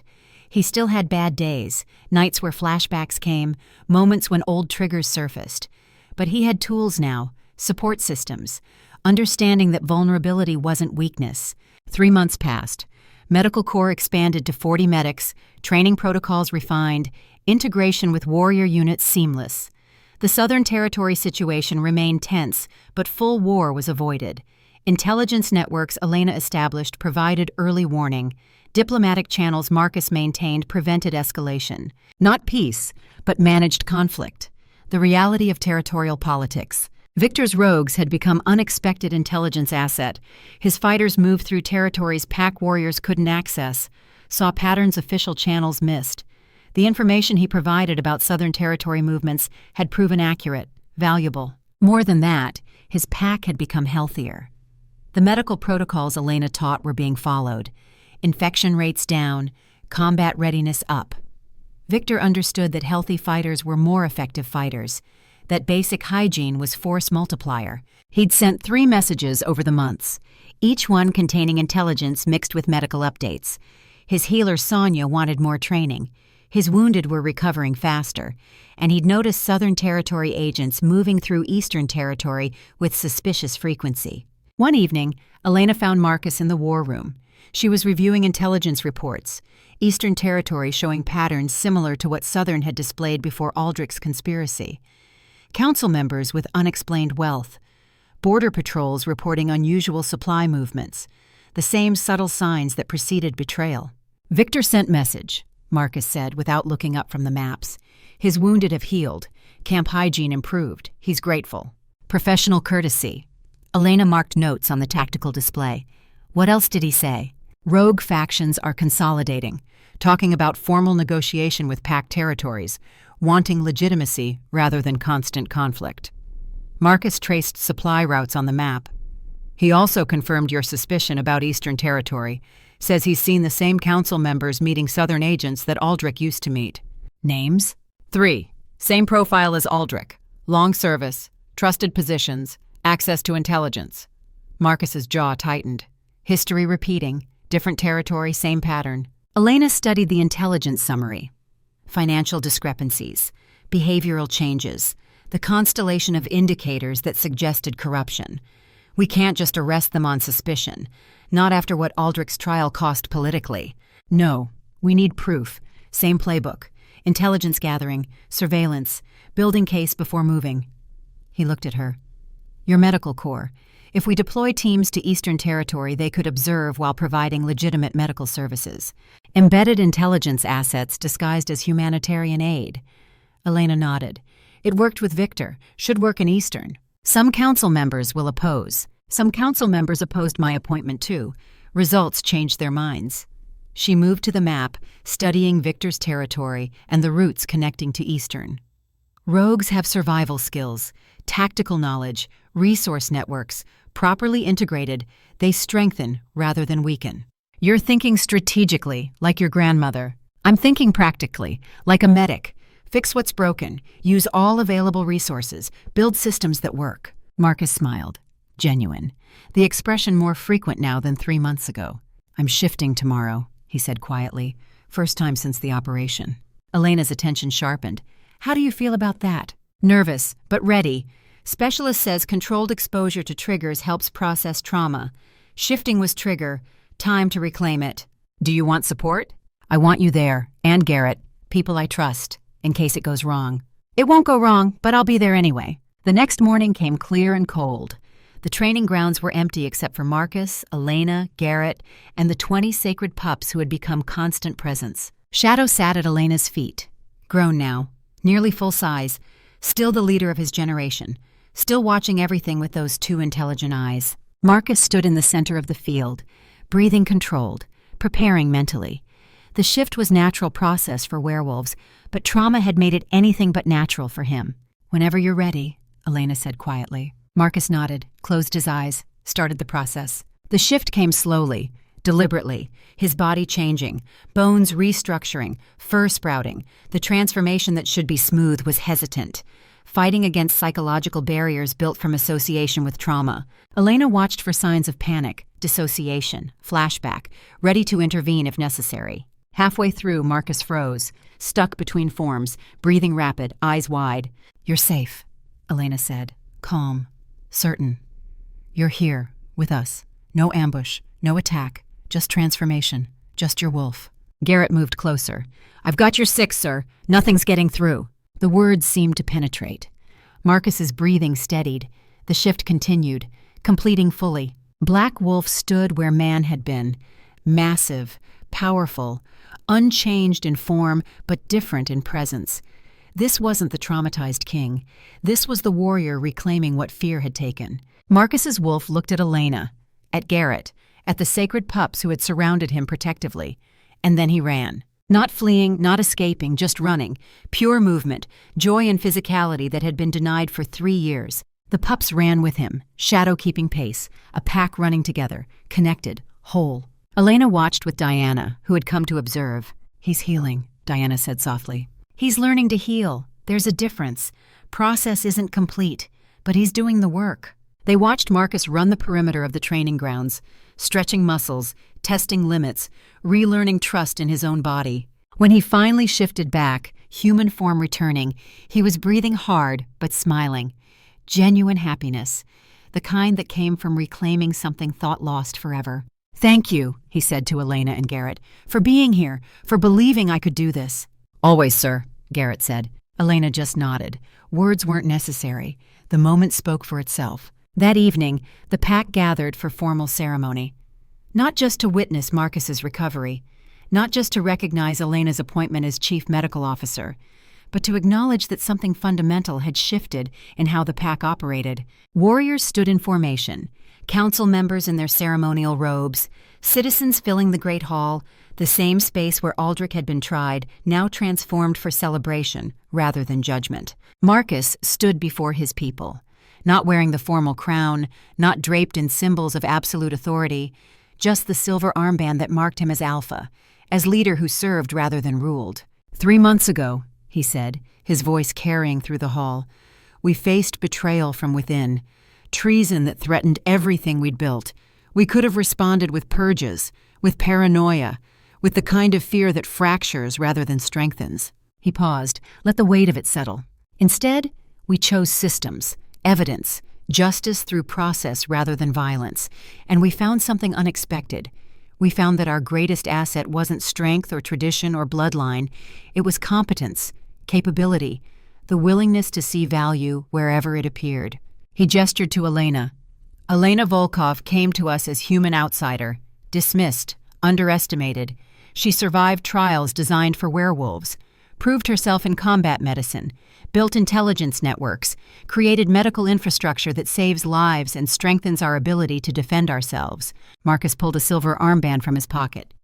Second one, symbol of senior staff authority. She earned this, not through politics, not through favor, through results. He placed it on her bicep. Chief Medical Officer, leader of the Medical Intelligence Corps, member of my senior staff, proof that competence matters more than species.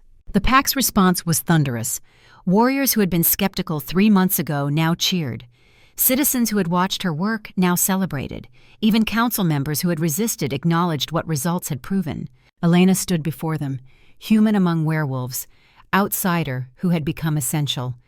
She touched the armband, felt its weight, understood what it represented. Not just personal achievement, but possibility, proof that old barriers could fall when competence was valued over tradition. Marcus wasn't finished. Today also marks something else, a personal victory. For 3 years, trauma prevented me from shifting, from accessing part of myself. Fear built walls that seemed unbreakable. His voice went quieter, more vulnerable. This morning, with support from people I trust, I shifted. For the first time since the ambush. It wasn't easy, it wasn't perfect, but it was possible, because healing, like everything worthwhile, requires acknowledging we can't do it alone. He looked at Elena, at Garrett, at the assembled pack. We're stronger together than apart. Not just in combat, in everything, in facing trauma, in building systems, in trusting that vulnerability isn't weakness, that asking for help is tactical intelligence, not character failure. The hall was silent, absolute, the kind of quiet that came when truth was spoken and recognized. Tomorrow, Marcus continued, we continue the work. Eastern Territory shows concerning patterns. Southern Territory remains hostile. Rogue factions need integration. The work never ends. But tonight, we acknowledge progress. We celebrate systems that work. We recognize people who make us better. He raised his hand. The pack raised theirs, a gesture of unity, of shared purpose. To competence, Marcus said. To results. To building something worth defending. To competence, the pack echoed.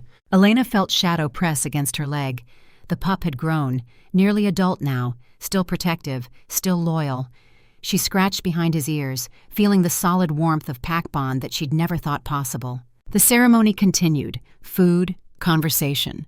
Warriors sharing stories of medical interventions that had saved lives. Medics talking about the training that had prepared them. The organic networking that came when systems worked and people trusted. Kira appeared briefly, the candidate who had been so certain of victory 3 months ago. She nodded to Elena, respectful, not friendly, but no longer hostile. She had returned to her pack with dignity, if not triumph, had found purpose in other ways. The trials had revealed what each candidate was meant to be. Diana approached with 2 cups of wine. To the human who changed everything. To the grandmother who prepared me for it, Elena countered. They drank, comfortable in silence. 2 healers who understood that the work was never finished, but victories still mattered. Marcus found her later, away from the crowd, in a quiet corner where conversation could happen without performance. You did well tonight, he said. I stood there while you talked, not exactly difficult. You stood there representing possibility. That's harder than it looks. He paused. The Eastern Territory situation. I'll need your help with intelligence gathering. Embedded medics? Exactly. Medical corps as cover for observation. Same playbook that worked here. It'll take time. Building relationships, establishing trust. We have time. Not infinite, but enough. He looked at her. Really looked. Thank you.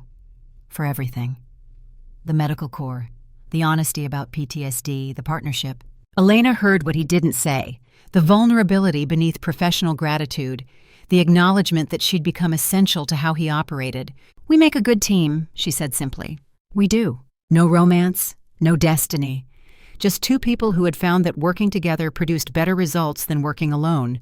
That mutual respect could build something stronger than bloodline or tradition. Tomorrow would bring new challenges. Eastern Territory conspiracies, rogue integration, Southern Territory tensions. The work never ended because the world never stopped moving. But tonight, Elena Volkov stood in the pack house she'd earned a place in, wearing the armband that marked her authority, surrounded by pups who had chosen to guard her, beside a king who had learned to trust again. The pendant was warm against her skin.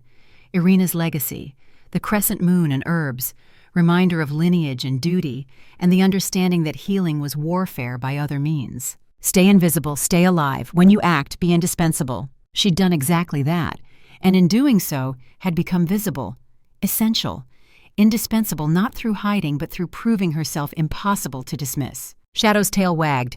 The pup sensed her satisfaction, reflected it back. Tomorrow the work continued.